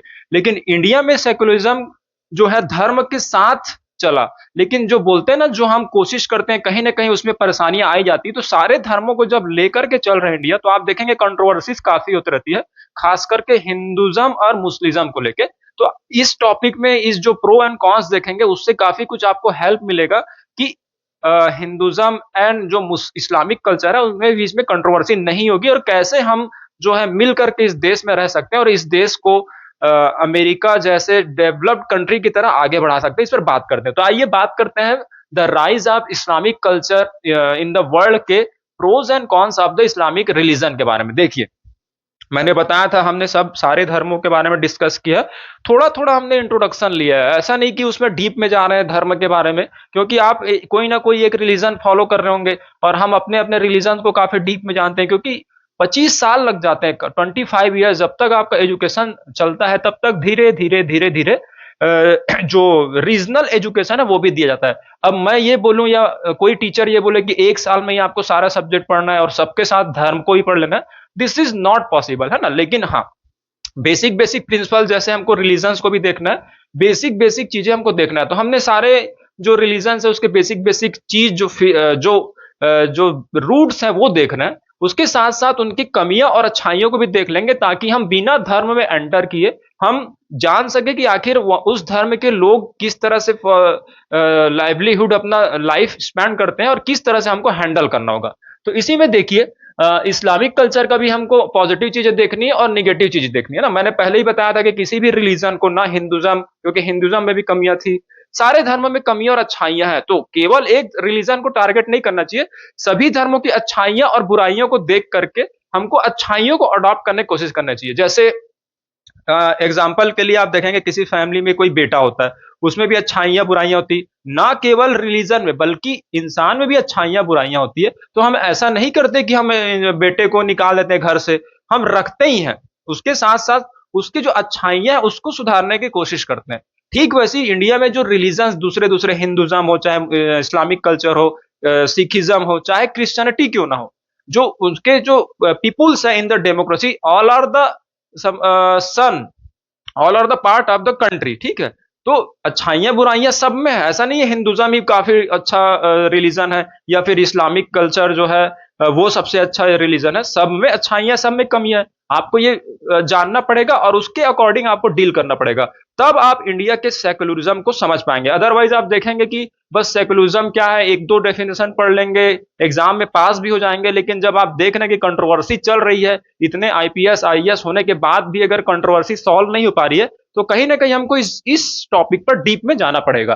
ठीक है, तो देखते हैं यहां पर प्रोज एंड कॉन्स। देखिए, सबसे पहला जो पॉजिटिव पॉइंट है, मैंने बताया था जो हमने लास्ट समय डिस्कस किया है इसके फाउंडर के डिटेल से लेकर के अभी तक, तो देखिएगा सबसे जो पॉजिटिव पॉइंट है इन द इस्लामिक कल्चर ये है, सबसे अच्छी बात जो है इस्लाम धर्म का, मोस्ट मोनोथेस्टिक है। मोस्ट मोनोथेस्टिक, ये मोस्ट मैंने क्यों लिखा हुआ है, क्योंकि आपने क्रिश्चियनिटी देखी होगी, ठीक है, ये भी मोनोथेस्टिक था, जुडाइज्म मोनोथेस्टिक था, लेकिन इनको बैन नहीं है। आप देखेंगे ये इंडिया में आकर के इंडिया के फेस्टिवल जैसे हिंदुज्म या कोई भी रिलीजन के फेस्टिवल में पार्टिसिपेट अक्सर करते रहते हैं। आप देखेंगे कि विदेशी लोग आते हैं, मथुरा जा रहे हैं, वृंदावन जा रहे हैं, आप देखेंगे जामा मस्जिद जा रहे हैं, एंड बहुत सारे टेम्पल्स मॉस्क्यू इसमें जाते रहते हैं और विजिट करते रहते हैं, ठीक है। साथ साथ आप देखेंगे उसमें पार्टिसिपेट भी करते हैं। अगर मंदिर में कभी देखेंगे गंगा आरती हो रही इन द हरिद्वार, तो वहां पर बहुत सारे टूरिस्ट दिखेंगे। मॉस्क्यू जब देखेंगे कि जामा मस्जिद दिल्ली का जो बहुत बड़ा नमाज जब पढ़ा जाता है रमजानों के समय में, तो वहां भी वो पार्टिसिपेट करने की कोशिश करते हैं। तो देखेंगे कि क्रिश्चियनिटी और जुडाइज्म का मोनोथेस्टिक तो लिबरल मोनोथेस्टिक था, यानी उनको इतना स्ट्रिक्ट नहीं रोका गया था कि आप दूसरे जगह वर्शिप नहीं कर सकते। लेकिन इस्लामिक कल्चर में ये पूरा पूरा लिखा ही गया, हमने देखा था ना इनके प्रिंसिपल्स में लिखा गया है कि आपको permission, you are not permitted to worship in any other form rather than, जो वो बोलते हैं अल्लाह, है ना, उसके अलावा कभी भी आपको परमिशन है ही नहीं, ठीक है। अब ये देखिए ये पॉजिटिव पॉइंट कैसे है, ये पॉजिटिव पॉइंट इस तरह से है कि जब आपके पास अगर आप प्रिपेयर कर रहे हैं यूपीएससी के लिए, ठीक है, अगर आप यूपीएससी के लिए प्रिपेयर कर रहे हैं और आपके पास बहुत सारे सोर्सेस है, 1 source, 2 source, 3 source, 4 source, 5 source, बहुत सारे सोर्स है। अब कोई स्टूडेंट है वो यहां जब बुक्स बहुत सारी हैं, कोचिंग बहुत सारी है, तो एक स्टूडेंट जो गांव से है, एक स्टूडेंट जो शहर से है, शहर वाले स्टूडेंट को तो पता चल जाएगा कि इनमें से कौन कौन सा चुनना है और यूपीएससी तक जाना है, ठीक है। लेकिन गांव वाला स्टूडेंट है वो कंफ्यूज होकर के रह जाएगा कि मैं इसमें चुनूं, इसमें चुनूं, इसमें चुनूं, इसमें चुनूं, और इसी में वो फंस जाता है, ठीक है। तो यूपीएससी वो क्लियर नहीं कर पाता। हालांकि दोनों जो है रूरल एंड अर्बन दोनों स्टूडेंट सेम आते हैं, लेकिन अर्बन स्टूडेंट को पहले से पता है कि कौन कौन सा कैसे चुनना है। लेकिन यहां पर देखिए, अब इसको रिलीजन से जोड़ करके देखिएगा कि हिंदुज्म में बहुत सारे गॉड गॉडेज हैं, ठीक है, सबका अलग अलग डेफिनेशंस दिया गया है। बुक्स भी बहुत सारी है, there are varieties of books in the Hinduism religion, and भी बहुत सारे रिलीजन है उसके साथ। तो जो एकदम लोअर क्लास है, जिसको रिलीजन के बारे में कुछ नहीं पता है, वो क्या करता है, कभी इस फॉर्म में पूजा करेगा, कभी उस फॉर्म में, कभी उस फॉर्म में, कभी इस बुक को पढ़ने की कोशिश करेगा, कभी उस बुक को, कभी उस बुक को, और इसलिए कंफ्यूज रहता है और टाइम निकल जाता है, तब तक वो मेन गोल जो है सुप्रीम पावर वहां तक पहुंच नहीं पाता। लेकिन मुस्लिम अगर रिलीजन देखेंगे तो एक बुक है और एक गोल है। अब कोई भी आएगा, चाहे वो लोअर क्लास का मुस्लिम हो, मिडिल क्लास का मुस्लिम हो, या फिर अपर क्लास का मुस्लिम हो, सबको पता है कि हमको एक बुक पढ़ना है कुरान, और एक ही वर्शिप करना है, और एक ही जो हॉली प्लेस है मक्का मदीना, वहां पर विजिट करना, ठीक है। लेकिन हिंदुज्म में या फिर बहुत सारे रिलीजन्स में देखेंगे कि there are varieties of places to worship. North India वाले अलग प्लेस में जाते हैं एंड साउथ इंडिया वाले अलग प्लेस में जाते हैं, तो यूनिफिकेशन नहीं हो सकता। हमने ये बात भी किया था कि कैसे जो काउंसलिंग है इन द मुस्लिम रिलीजन वो अभी भी काफी अच्छी है। तो यहां पर देख सकते हैं मोस्ट मोनोथेस्टिक है, ये इसका पॉजिटिव पॉइंट है, और इसीलिए ये यूनाइटेड है। आप देखेंगे कि 49, वैसे तो 49 कंट्रीज में मुस्लिम कंट्रीज बोली जाती है, तो आप देखेंगे सारे कंट्रीज में यूनिफिकेशन काफी है।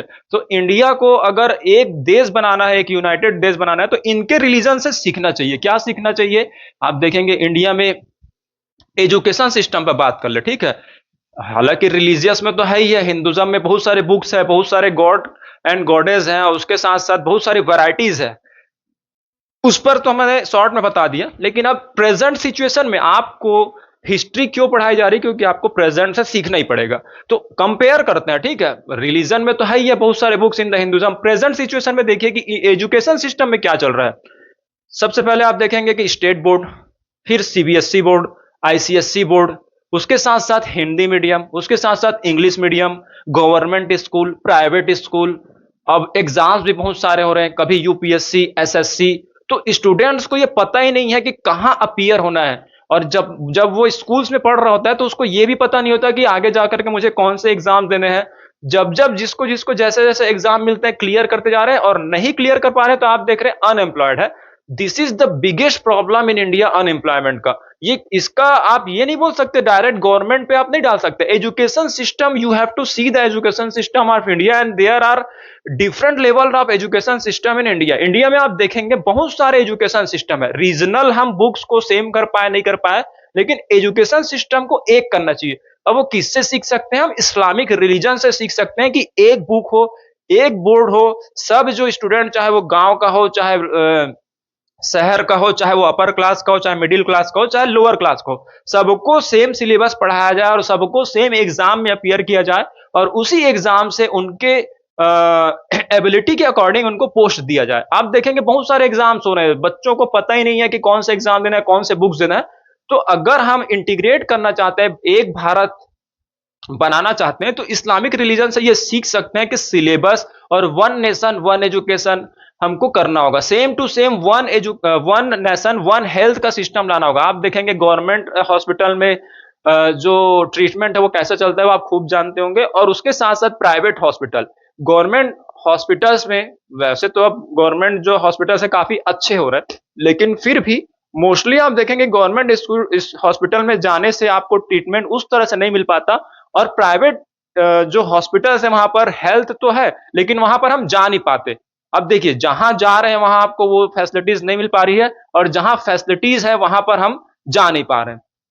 तो देख सकते हैं कि किस तरह से अभी भी inequality in the society after the many years of independence है। तो हमको क्या करना है, ये जो सिटीजन्स है वो तो समझ नहीं पाएंगे, लेकिन अगर आप यूपीएससी के लिए प्रिपेयर कर रहे हैं तो आपको रिलीजन से सीखना पड़ेगा। सेकुलर तो आप रहेंगे, आप किसी भी रिलीजन पर पूरे पूरे डिपेंडेंट मत होइए, लेकिन जो भी रिलीजन है उससे अच्छाइयों को निकालने की कोशिश कीजिए। अदरवाइज आप देखेंगे कि आपको पहले से मेंटली ये बता दिया जाता है कि ये रिलीजन में तो कुछ नहीं है, जबकि आपको पीसफुल होके उस रिलीजन को देखना होगा। ठीक है, तो mono mono mono most mono mono monotheistic ये रिलीजन है, तो ये काफी ये प्लस पॉइंट है इन द इस्लामिक कल्चर। और भी आप देखेंगे दूसरे रिलीजन में ऐसा नहीं है, इसीलिए आप देखेंगे क्रिश्चियनिटी वगैरह उन लोग इतना कॉन्सेंट्रेट नहीं कर पाते, लेकिन जो इस्लामिक रिलीजन है उसमें तो ये डेफिनेशन है ये कि आपको इसी फॉर्म में ही वर्शिप करना है। कहीं ना कहीं ये पॉजिटिव पॉइंट भी है, क्योंकि आप देखेंगे कि अगर आपका मन भटकते रहेगा, आप कभी ये बुक कभी वो बुक कभी वो बुक, क्योंकि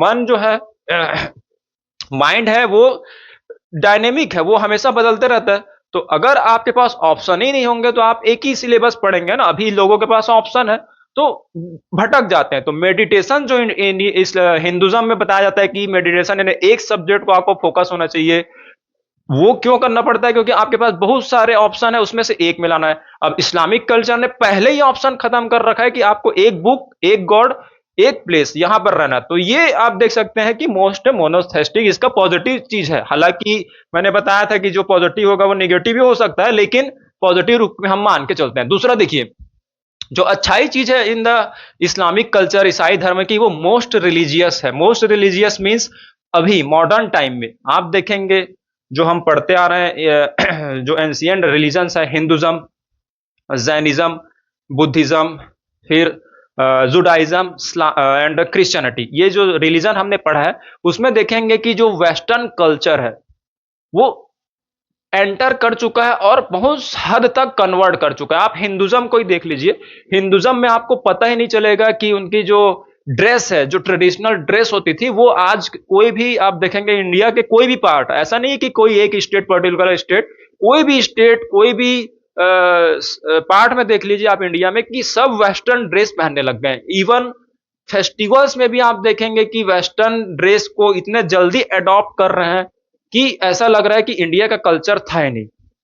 तो जो हिंदुज्म के लोग हैं वो एक ही रिलीजन को डोमिनेट करते रहते हैं, जबकि उनसे सीखना चाहिए कि कैसे अपने रिलीजन को we can save our religion from the western religion या वेस्टर्न कल्चर।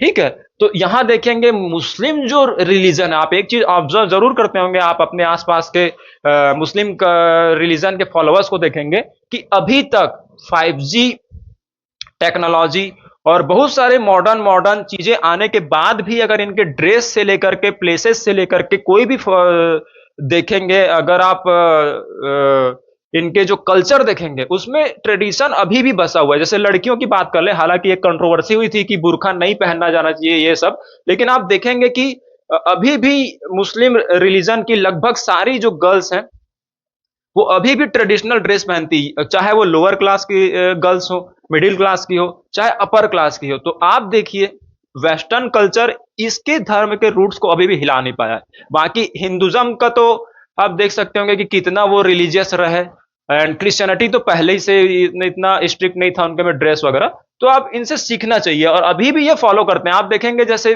फेस्टिवल्स भी हैं तो ये ट्रेडिशनल ड्रेस ही पहनते हैं।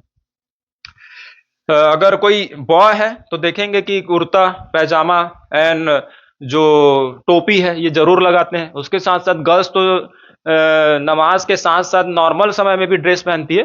तो आप देख सकते हैं कि एक अलग व्यू लगता है कि रिलीजन अभी भी बचा हुआ है। इवन आप देखेंगे कि भले वो इंटरनल घर पर या अपने जो रिश्तेदारों के यहाँ कुछ भी ड्रेस पहने, लेकिन आप देखेंगे जब भी वो सोसाइटी में आते हैं तो अपने ट्रेडिशनल बुर्का के साथ ही आते हैं। तो ये बहुत अच्छी चीज होनी चाहिए, क्योंकि आप देखेंगे वेस्टर्न जो हिंदुज्म के अगर देखेंगे गर्ल्स में या फिर बॉयज में, तो वो सारे सारे वेस्टर्न को अंधाधुन कॉपी किए जा रहे हैं। अपने ट्रेडिशनल जैसे धोती कुर्ता, कोई आजकल रेयरेस्ट में रेयरेस्ट होगा जो नहीं दिखेगा, लेकिन इस्लामिक कल्चर में देखिए कुर्ता पैजामा टोपी पहना जाता है। एंड गर्ल्स में भी देखेंगे कि ट्रेडिशनल ड्रेस वो पहनते हैं और ट्रेडिशनली रहते हैं। तो अभी भी आप देखिए ये चीज सारे धर्मों को, ना केवल हिंदू रिलीजन वाले को, सारे धर्म को सीखना चाहिए कि कैसे हम मॉडर्न टाइम में जब आर्टिफिशियल इंटेलिजेंस के एरा में जो है ये वर्ड एंटर कर रहा है, तब हम कैसे अभी भी रिलीजियस अपने वैल्यूज को बचा पाए। ठीक है, तो ये सेकंड जो अच्छी चीज है वो है मोस्ट रिलीजियस।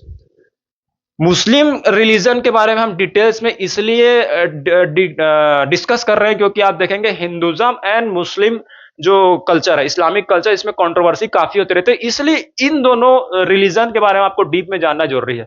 बाकी तो मैंने बताया था क्रिश्चियनिटी जैनिज्म बुद्धिज्म वो इतने सेंसिटिव नहीं है विथ द रिलीजन, बट इस रिलीजन को भी आपको जानना पड़ेगा कि अच्छाइयां क्या है। आपको अपना एंगल जो विजन है वो अच्छा रखना पड़ेगा। ठीक है, अब देखिए मोस्ट रिलीजियस है, इन्होंने अभी भी अपने वैल्यूज को बचा करके रखा है, ये इनके प्लस पॉइंट है। थर्ड देखेंगे मोस्ट यूनाइटेड है, 49 कंट्रीज में बोला जाता है, 2 बिलियन फॉलोअर्स है। आप देखेंगे अगर कोई भी कंट्री में कोई किसी पर कोई अटैक होता है या कोई प्रॉब्लम आता है तो सारे देश के लोग एक हो जाते हैं। वो अपने जो डेमोक्रेटिक बाउंड्रीज है उसको भी छोड़ देते हैं और मदद करने के लिए आते हैं। जैसे अभी इजराइल एंड फिलिस्तीन का हो रहा था तो फिलिस्तीन के सपोर्ट में देख रहे थे कि सारे जो ईरान आ गया था सपोर्ट में, जबकि वो अलग अलग कंट्रीज है फिर भी आ जाते हैं। तो यूनिफिकेशन, मोस्ट यूनाइटेड रिलीजन है ये। रिलीजन जो है इनका जो धर्म है ये जोड़ के रखा है, और जो बाद में बाउंड्रीज बनी है डेमोक्रेटिक बाउंड्रीज उसको भी ये नहीं मानते और उसके साथ साथ एक हो जाते हैं। ये हमको सीखना चाहिए। अब आप देखेंगे इन द इंडिया क्या हमको सीखना चाहिए, इंडिया के अलग अलग राज्य हैं, किसी भी एक राज्य में अगर परेशानी आती तो सारे जो रिमेनिंग स्टेट है वो अगर मिल करके सहायता करेंगे तो इंडिया जो है यूनाइटेड हो जाएगा। तो रिलीजन से हमको ये सीखना चाहिए कि जब ये पूरे अलग अलग देश में होने के बाद भी एक हो जाते हैं और एक रहते हैं, जो कि बहुत अच्छी बात है। वैसे ही हमको स्टेट में चाहे वो कोई भी पार्टी का सीएम हो, सबको एक होना चाहिए। तो इंडिया जो है ग्रोथ करेगा, डेवलप कंट्री बनेगी। लेकिन हाँ, अगर आप डोमिनेट करते रहेंगे इस रिलीजन को तो फिर यहां पर आप समझ जाइए कि कभी कुछ भी सीख नहीं पाएंगे। तो मोस्ट यूनाइटेड रिलीजन है। फोर्थ देखते हैं, मोस्ट हार्ड वर्किंग है। हार्ड वर्किंग यानी क्या होता है, देखिए हार्ड वर्किंग यानी क्या होता है कि आप देखेंगे मुस्लिम जितने भी आप देखे होंगे इस्लामिक कल्चर के लोग, हालांकि अब तो ये टॉप पोस्ट में पहुंचने लगे हैं और पहुंचते भी हैं with on the basis of education and hard working. But mostly जो पॉपुलेशन है वो आप देखेंगे कि एमएसएमई, एमएसएमई मीन्स जो समझ जाइए कि लोकल जो बिजनेसेस है उसमें ज्यादा रहते हैं ना। आप कभी भी देखेंगे कि लोकल बिजनेस है उसमें मुस्लिम कम्युनिटी ने काफी कंट्रीब्यूट किया इन द इंडिया।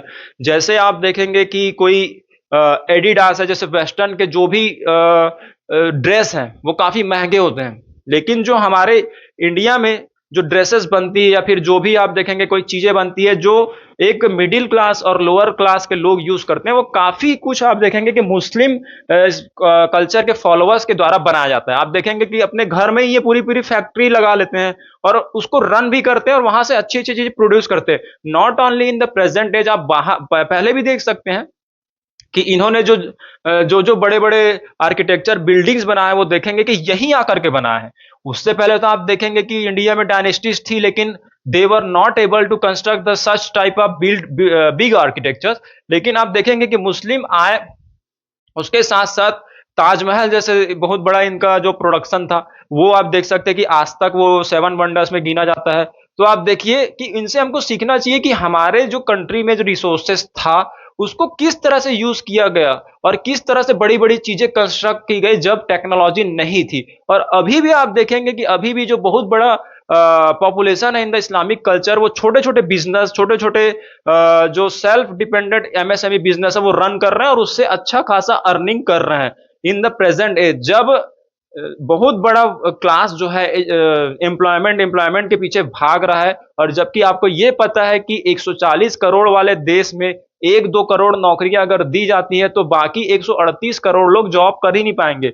तो उसके लिए हमको इस कल्चर से ये सीखना चाहिए कि किस तरह से हार्ड वर्क करके अपने घर और अपने आसपास फैक्ट्री लगा करके हम किस तरह से इंडिया को ग्रो कर सकते हैं, जबकि हम इस पॉजिटिव चीज को इग्नोर करते हैं। मेड इन इंडिया की बात इंडियन गवर्नमेंट करता है, आप देखेंगे कि कितना सक्सेस हो पाया। एक मोबाइल आज तक यहाँ पर अभी मेड इन इंडिया जब से स्कैम जो सॉरी स्कीम जो चालू है उसके बाद आप देखेंगे कि एक फैक्ट्री में, हालांकि बहुत सारी चीजें बन रही है, धीरे धीरे होंगी। आप हमको ये भी नहीं है कि एकदम से हो जाएगा, लेकिन धीरे धीरे होंगी। लेकिन कुछ तो इफेक्ट दिखना चाहिए, और ये हम सीख सकते हैं कि किस तरह से इनके टेक्नोलॉजी और इनके हुनर को यूज करके, इनके स्किल्स को यूज करके, जैसे स्किल इंडिया प्रोग्राम, स्किलिंग का अगर आप देखेंगे, hard working skilling Islamic culture के फॉलोअर से देख सकते हैं। अब ये कहां से आया, मैंने बताया था ना कि जब हाजरा और उनके सन इस्माइल को ऐसे जगह भेज दिया गया था सऊदी अरबिया में, आप देख सकते हैं जहां पर कुछ भी नहीं था, और जेरूसलम में जुडाइज्म और क्रिश्चियनिटी तो बन रही थी। लेकिन जब मोहम्मद साहब जी आए थे तो उन्होंने मक्का मदीना जैसे शहर, जो सिटीज है उसमें भी इतना अच्छा प्रोडक्शन कर दिया। और आज आप देख सकते हैं कि शायद ही कोई होगा कि मक्का मदीना को नहीं जानता होगा, है ना। तो ये जब हिस्ट्री से ही ऐसे जगह जहां पर कुछ ना हो वहां पर भी समझ जाइए कि उस जगह को काफी डेवलप कर सकते हैं, तो इंडिया में भी काफी पोटेंशियल है। तो इनके कल्चर से हमको ये सीखना होगा कि मेड इन इंडिया हम कैसे ला सकते हैं और यहीं से आ सकते हैं। बाकी आप देखेंगे जो बाकी जो लोग हैं वो तो केवल जॉब एमएनसीज में जॉब कर रहे हैं, लाखों कमा रहे हैं, लेकिन पैसे जो है बाहर जा रही कंट्रीज। अगर आपको इंडिया में मेड इन इंडिया करना है तो कहीं ना कहीं मुस्लिम रिलीजन से हमको ये सीख लेनी चाहिए कि किस तरह से कैसे छोटे छोटे एफर्ट करके हम मेड इन इंडिया बना सकते हैं। ठीक है, तो ये हुआ। अब देखिए पांचवा, most clear goal. Most clear goal यानी क्या होता है कि इनको क्लियर होता है कि किसी भी कीमत पर, ये बोला जाता है ना, everything is fair in love and war. मतलब आप हिस्ट्री में देखेंगे कि ये किसी भी कीमत पर जीत जो है हासिल करते थे।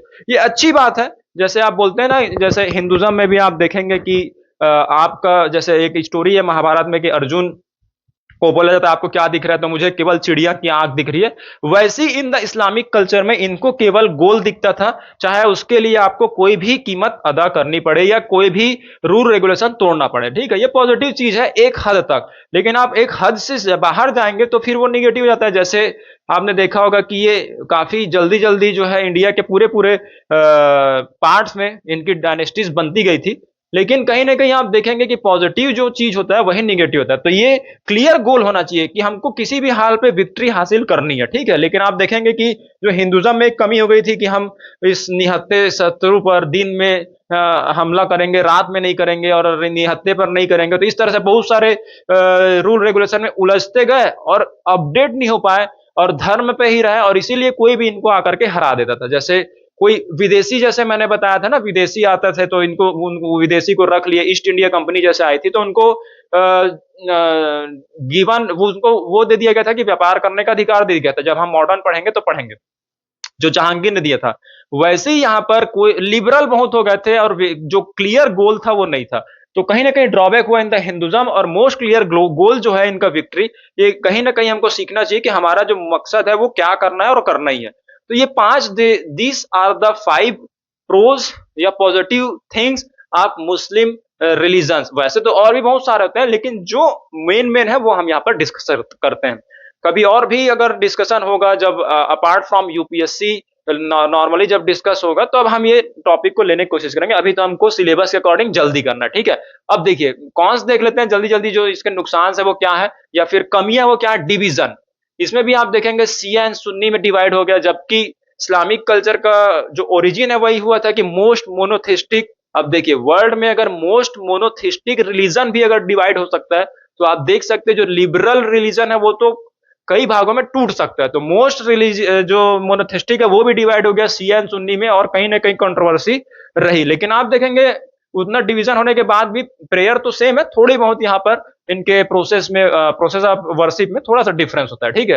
एंड मैंने आपको बताया था कि यहाँ पर मोस्ट क्लियर गोल था, लेकिन यही जो विनर लूजर, विनर तो ये बन जाते थे, ये भी एक ड्रॉबैक मैंने यहाँ पर लिखा हुआ है। लेकिन देखते हैं कि फैमिली ये लूज कर जाते थे, जैसे कि आप देखेंगे जब हम मिडाइवल इंडिया पढ़ेंगे तो देखेंगे कि जो सन है वो अपने फादर को कैद में डाल देता था और खुद जो है विक्ट्री थ्रोन में बैठ जाता था, ठीक है। हालांकि वो राजा तो बन जाता था, लोग भी उनको मानने लगते थे, लेकिन कहीं ना कहीं अंदर से तो उसको बुरा लगता रहा होगा कि मैं अपने फादर जो जिन्होंने मेरे को बचपन से बड़ा किया उसी को मैं जेल में डाल दिया हूँ। और कहीं ना कहीं वो बाहर दुनिया तो जीत जाते थे लेकिन अंदर हार जाते थे, है ना। तो विनर तो बन गए थे वर्ल्ड के, लेकिन लूजर बन गए थे इन द फैमिली, ठीक है। अब दूसरा देखिए कमी क्या है in the Islamic culture, updation, update नहीं हो पाते ये। अब देखिए ये हालांकि इतने सर्वाइवल कर रहे हैं, इतने चेंजेस हो रहे हैं, वेस्टर्न से इतनी इतनी सारी चीजें आ रही है जहां पर लोग पल पल में बदल रहे हैं, रिलीजन को भूलते जा रहे हैं, वहां पर अभी भी जो है इस्लामिक कल्चर के बॉयज एंड गर्ल्स दोनों फॉलो करते हैं। ऐसा नहीं है, दोनों फॉलो कर रहे हैं, और दोनों इस्लामिक पूरे कल्चर ने वेस्टर्न को चुनौती दे रखा है। Not only made in India बल्कि धर्म के जो रूट है उसको संभाल करके रखा है, लेकिन कुछ ज्यादा ही संभाल लिया। क्या संभाल लिया? आप देखेंगे जो थ्योरेटिकली है इन्होंने बदलाव नहीं किया। जैसे इंडिया का कॉन्स्टिट्यूशन है, समय के आधार पे मैंने बताया था ना, टाइम के अकॉर्डिंग आपकी नीड बदलती है तो आपको बीच बीच में चेंज भी करना पड़ेगा। जैसे मैंने बताया था कि जो शिया एंड सुन्नी, सुन्नी जो है वो क्या सुन्ना पे दे बिलीव ऑन सुन्ना, उनको ऐसा लगता है कि नहीं मोहम्मद जो साहब है उनके अगर स्टेटमेंट पर ही हम डिपेंड रहेंगे तो और उनको ही फॉलो करेंगे तो हम सुप्रीम पावर तक पहुंच जाएंगे। लेकिन जो शिया है वो उनके साथ साथ उनके जो सन इन लॉ है अली, उनके टीचिंग्स पर भी भरोसा करते हैं। तो ये डिसाइड कौन करेगा? ये डिसाइड तो जो फॉलोअर्स है वो करेंगे ना, कि केवल सुनना से उनको समझ आ रहा है या फिर उनके साथ साथ अली के टीचिंग्स को भी उनको फॉलो करना पड़ेगा। तो ये दोनों जो दोनों पाथ जो है इस्लामिक रिलीजन के वो दोनों सही है। वैसे ही यहां पर आप देखेंगे कि अपडेट नहीं हो पाया। इन्होंने अगर रिजिडिटी रखेंगे कि नहीं यही सही है, ठीक है।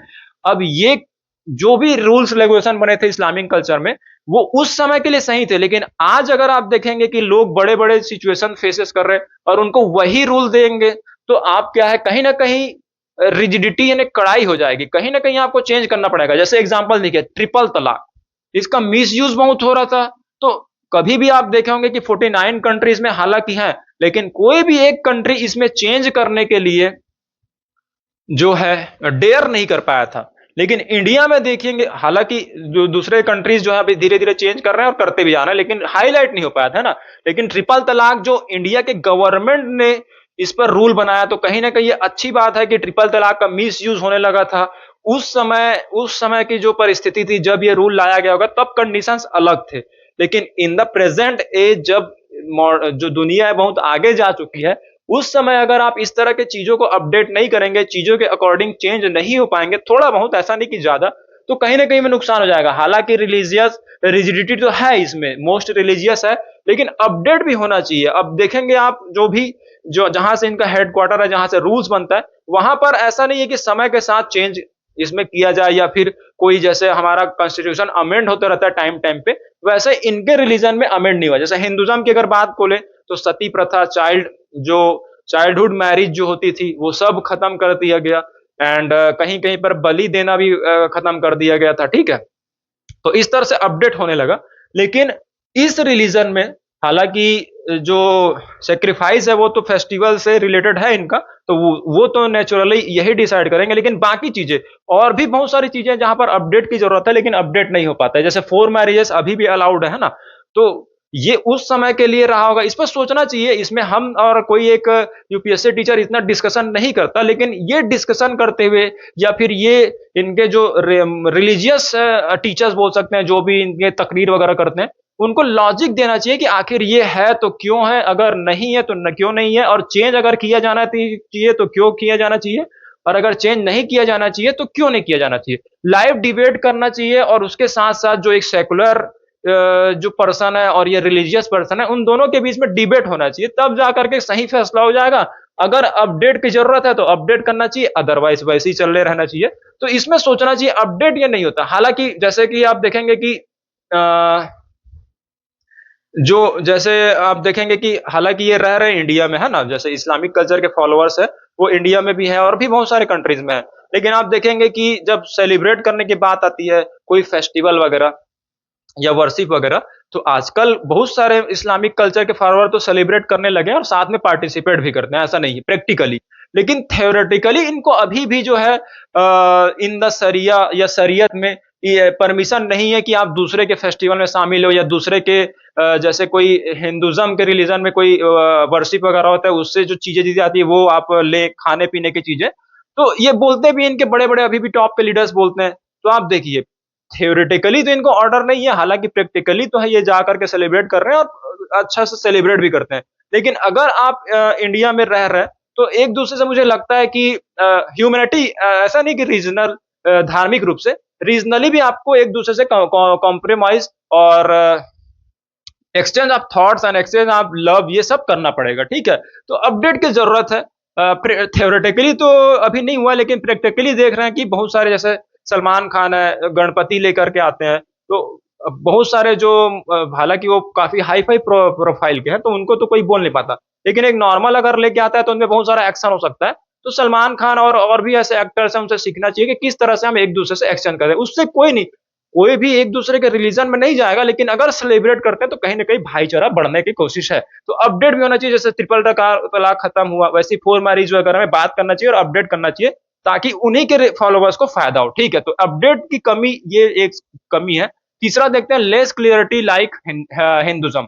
अब देखिए, जैसे जिहाद, कुर्बानी, आप देखेंगे कि जैसे हिंदुज्म में जो लेटर वैदिक पीरियड में जो पंडित जी थे, उन्होंने जो अपर कास्ट है उन्होंने ये बता दिया कि नहीं, ऊपर से ही ऑर्डर आया, वेद में ये लिखा है, पुरुष सूक्त ऋग्वेद दशम मंडल पुरुष सूक्त में ये लिखा है कि राजा का बेटा ही राजा बनेगा एंड ब्राह्मण का बेटा ब्राह्मण बनेगा और जो लोअर कास्ट है वो हमेशा सर्विस करते रहेगी, ऐसा बोल दिया और वही से प्रथा चलने लगा था।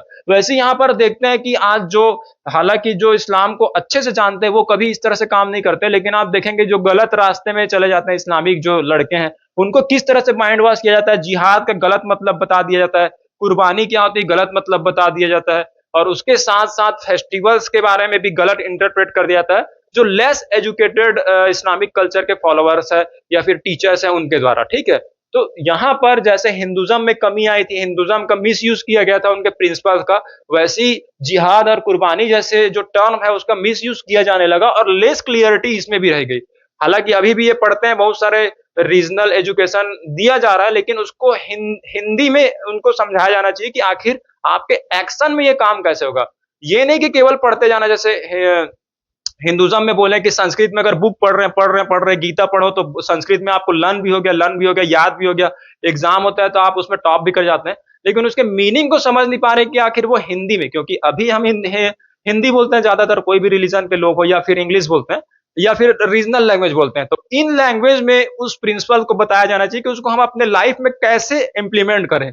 ये नहीं कि एक चीज बोल दिया गया कि उसके लिए कुछ भी काम कर देना, कोई भी काम कर देना, वही जिहाद है, वही कुर्बानी है। ये कहीं ना कहीं इस्लाम को जो टीचर्स हैं उसको बताना होगा कि what is the definition of जिहाद, what is the definition of कुर्बानी, क्या होती है और क्यों होती है और किस तरह से देना चाहिए, और ह्यूमैनिटी के लिए देना चाहिए, ना कि ह्यूमैनिटी को डिस्ट्रॉय करने के लिए, ना। इसीलिए आप देखेंगे कई जिहाद जो बोलते हैं उसका गलत इंटरप्रिटेशन कर दिया गया है। और ये क्यों किया गया है? जब आप उस सही चीज को नहीं बताएंगे तो गलत चीजें वास्तव में उनके पास डाल दी जाएगी। तो क्लियरिटी इसमें भी हिंदुज्म की तरह कम हो गई। इसीलिए आप देखेंगे हिंदुज्म में भी क्लासेस में बढ़ गए थे, पूरे समाज जो है जाति और धर्म में, जाति में बढ़ गया था। वैसी इस्लामिक कल्चर में भी जो डेफिनेशंस बहुत सारे लोगों को अभी भी नहीं पता है ना, क्योंकि वो लैंग्वेज जो है अरबी लैंग्वेज की बुक्स पढ़ते हैं एंड फारसी लैंग्वेज की बुक्स पढ़ते हैं और जो भी उर्दू लैंग्वेज की बुक पढ़ते हैं, लेकिन उसका वास्तविक मतलब तो आपको डिस्कशन से और डिबेट से करना पड़ेगा। तो ये एक चीज है कि क्लियरिटी थोड़ी आनी चाहिए इसमें भी। अब देखिए, definition of unification, country along with religion. अब देखिए एक और कमी है in the Muslim Islamic religion में कि यूनाइटेड तो ये रहते हैं on the basis of religion, अपने धर्म को लेकर के कभी भी आप देखेंगे एक हो जाते हैं ना, कि हाँ कोई भी चीज होता है तो एक हो जाएंगे। लेकिन इनको चाहे वो हिंदू हिंदू लोग हो या फिर मुस्लिम हो या क्रिश्चियन हो या ईसाई हो, जो भी हो, इनको ये भी बात पता होना चाहिए कि धर्म तभी है जब हम डेमोक्रेटिक कंट्री है। अदरवाइज आप देखे होंगे जब क्रिश्चियनिटी थी तो इस्लामिक कल्चर के इतने सारे जो फ्रीडम था वो नहीं मिला था। तो जब हम हमारी कंट्री एग्जिस्ट कर रही तब हमको ये पावर मिला है कि हमारे रिलीजन को कोई चेंज नहीं कर सकता, और भी बहुत सारे जो पावर्स है, वोटिंग पावर्स है या इक्वालिटी की पावर है। तो ये कब मिला है? जब आपके पास कॉन्स्टिट्यूशन है।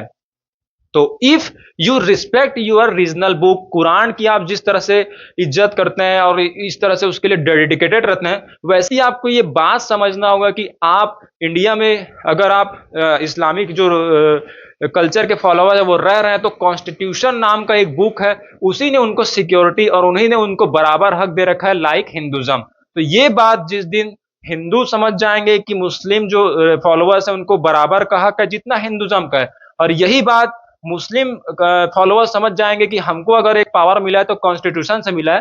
तो दोनों जो हिंदुज्म के लोग हैं और मुस्लिम जो इस्लामिक कल्चर को फॉलो करने वाले लोग हैं, अपने अपने रिलीजन को फॉलो करने के साथ साथ एक जो कॉमन बुक है कॉन्स्टिट्यूशन, उसको भी मानने लगेंगे। और जब दोनों का फैथ अपने अपने धार्मिक बुक के साथ साथ इस बुक पर भी आ जाएगा तो ये सेकुलर हो जाएंगे, और तब देखेंगे कंट्रोवर्सी नहीं हो पाएगी। अदरवाइज कंट्रोवर्सी इसलिए होती है क्योंकि हिंदुज्म के लोग हैं अपने बुक और अपने टेम्पल्स और अपने चीजों को प्रमोट करने के लिए इस रिलीजन को डोमिनेट करते हैं, और रिलीजन जो टू है, जो मुस्लिम इस्लामिक रिलीजन है, वो भी कहीं ना कहीं अपने रिलीजन पर ज्यादा फेथ करता है, जबकि कॉन्स्टिट्यूशन को डोमिनेट करता है। दोनों को साथ लेके चलना होगा और दोनों को सेकुलर होना पड़ेगा विथ अपने रिलीजन के साथ साथ, ठीक है।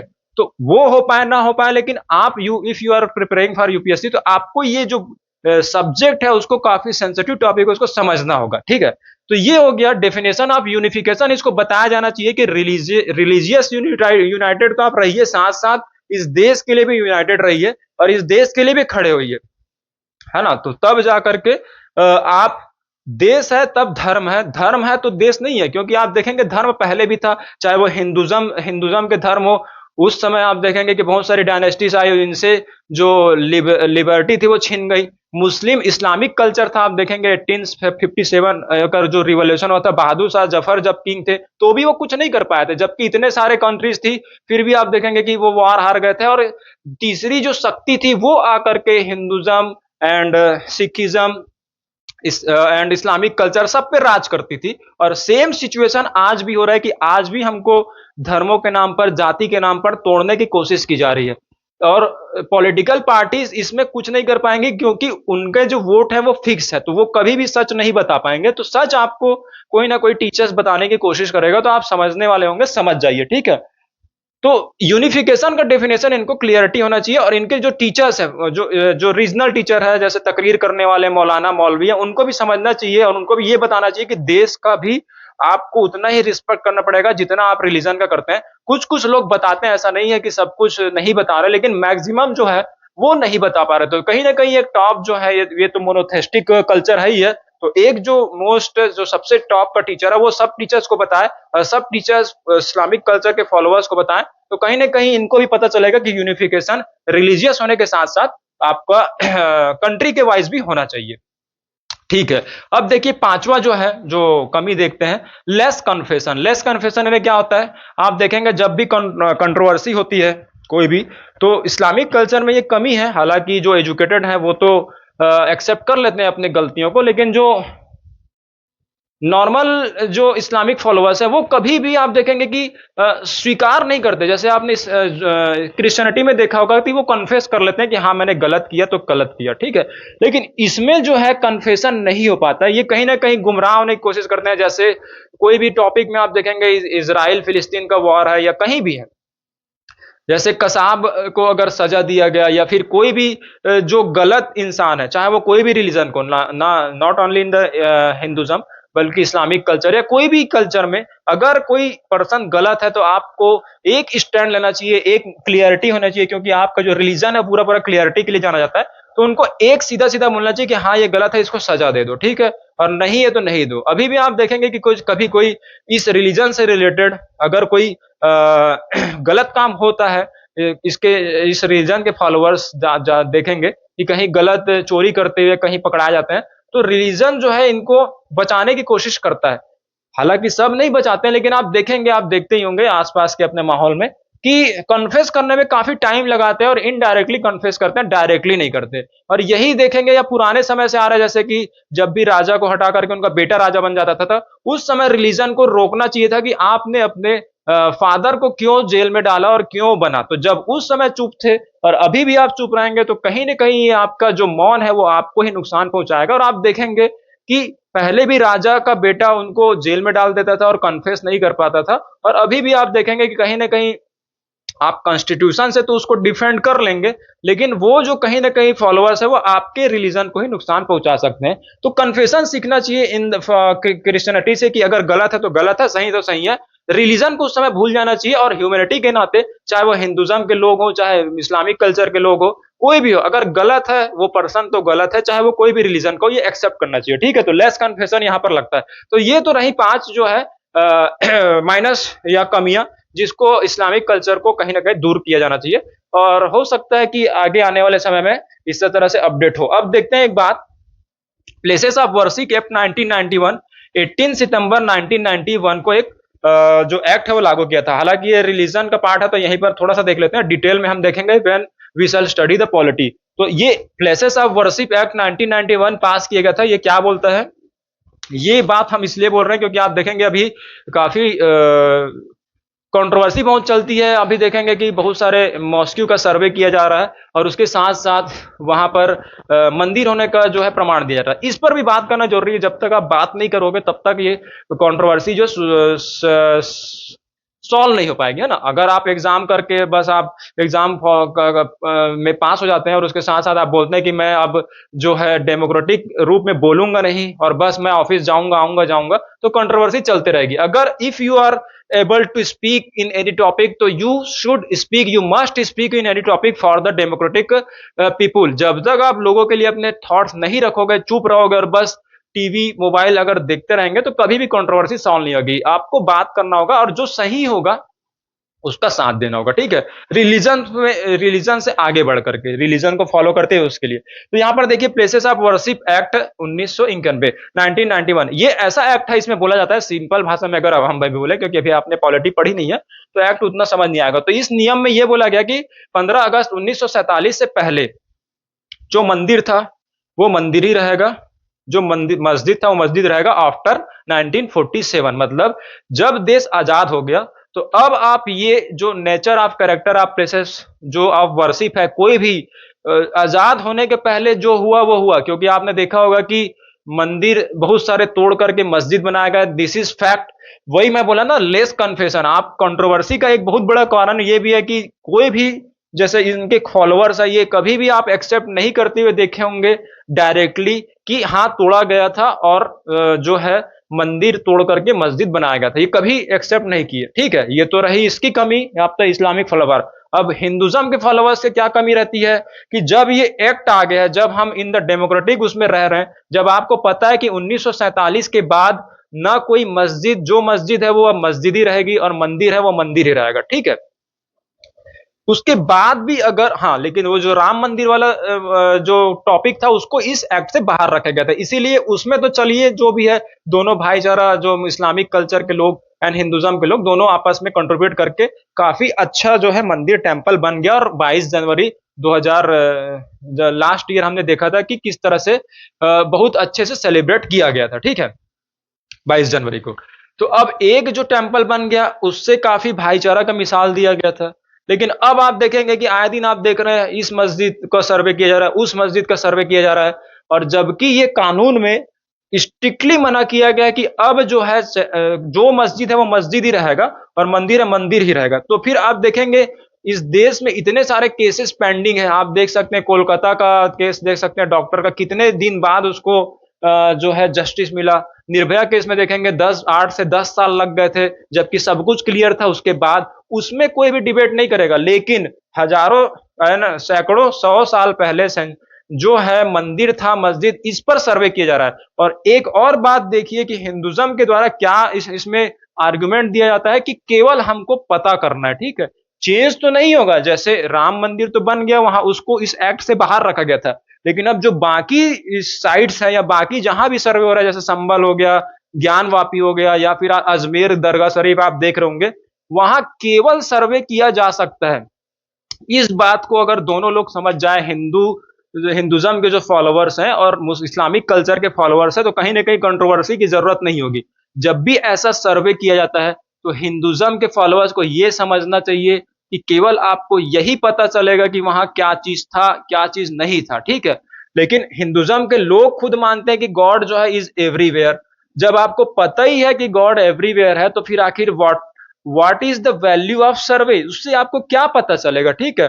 गॉड इज द, ये चीज पता है, आर्गुमेंट क्या पता है कि गॉड तो हमेशा हर जगह है ना, वो मानते हैं कि हर कण कण में है, तो वो कहीं भी हो सकते हैं। तो फिर आप इसमें सर्वे करके एक ही रिलीजन पे डोमिनेट करना गलत बात है, पहली बात। दूसरा आर्गुमेंट ये है कि जो 1947 के पहले कोई डेमोक्रेसी नहीं थी, कोई रूल्स नहीं था, और उसके साथ साथ पावर पर चलता था, चाहे कोई भी राजा हो। ऐसा नहीं कि इस्लामिक कल्चर, हिंदुज्म में भी एक राजा दूसरे राजा से लड़ते रहते थे और एक दूसरे को पावर के बेस पे तोड़ते रहते थे और हराते रहते थे। और उसके साथ साथ उसमें यह नहीं लिखा था कोई भी कि अगर एक राजा जीत जाता है तो उसके मंदिर को नहीं तोड़ेगा। उस समय वो लीगल था, बिफोर 1947।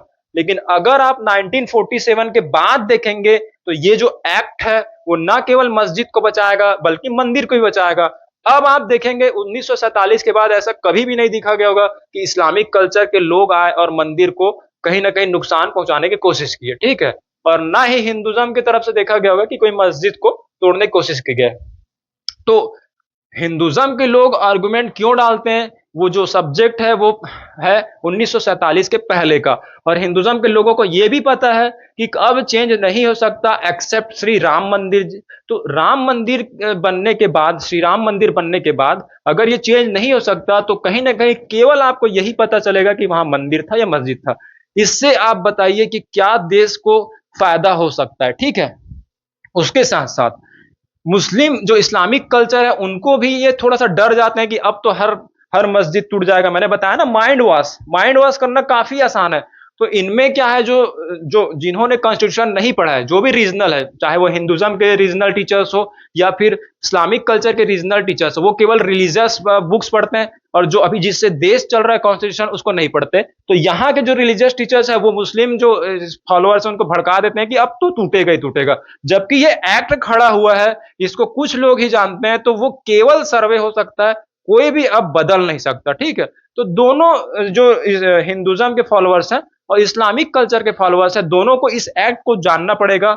और इस हिंदुज्म को यह पता होना चाहिए कि केवल आपको यही पता चलेगा और कुछ नहीं हो पाएगा। और इस मुस्लिम फॉलोअर्स हैं, इस्लामिक कल्चर के फॉलोअर्स हैं, उनको भी ये पता रहना चाहिए कि वो केवल सर्वे हो सकता है। और कहीं ना कहीं अगर इस्लामिक कल्चर के लोग ये बोल दें या एक्सेप्ट कर लें कि हो सकता है पहले अगर तोड़ा गया होगा तो पहले वो लीगल था ना, ऐसा नहीं है, यही प्रमाण नहीं है कि मस्जिद को, मंदिरों को ही तोड़ा गया होगा।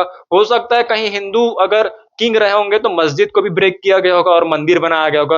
लेकिन आप देखेंगे कि इस्लामिक कल्चर की तरफ से कभी भी ये दावा नहीं किया जा सकता कि ये मंदिर में मस्जिद है ना। तो पहले तो आप कोई रूल रेगुलेशन नहीं था, तो पहले आप ये नहीं बोल सकते कि ये गलत था सही था, ठीक है। लेकिन अभी हमको डेमोक्रेटिक कंट्री के साथ रहना है, हमको 1947 का याद रखना चाहिए कि उससे पहले हिंदू और मुस्लिम दोनों, सिख सभी ने मिलकर के लड़ा था, तब ये हमको कंट्री मिली है।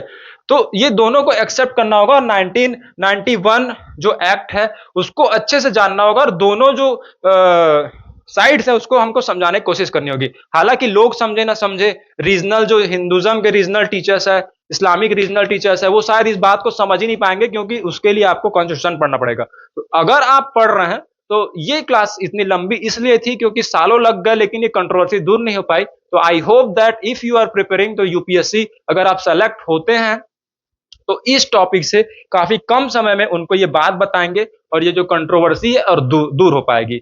तो ये देख सकते हैं कि इस्लामिक कल्चर के प्रोज एंड कॉन्स।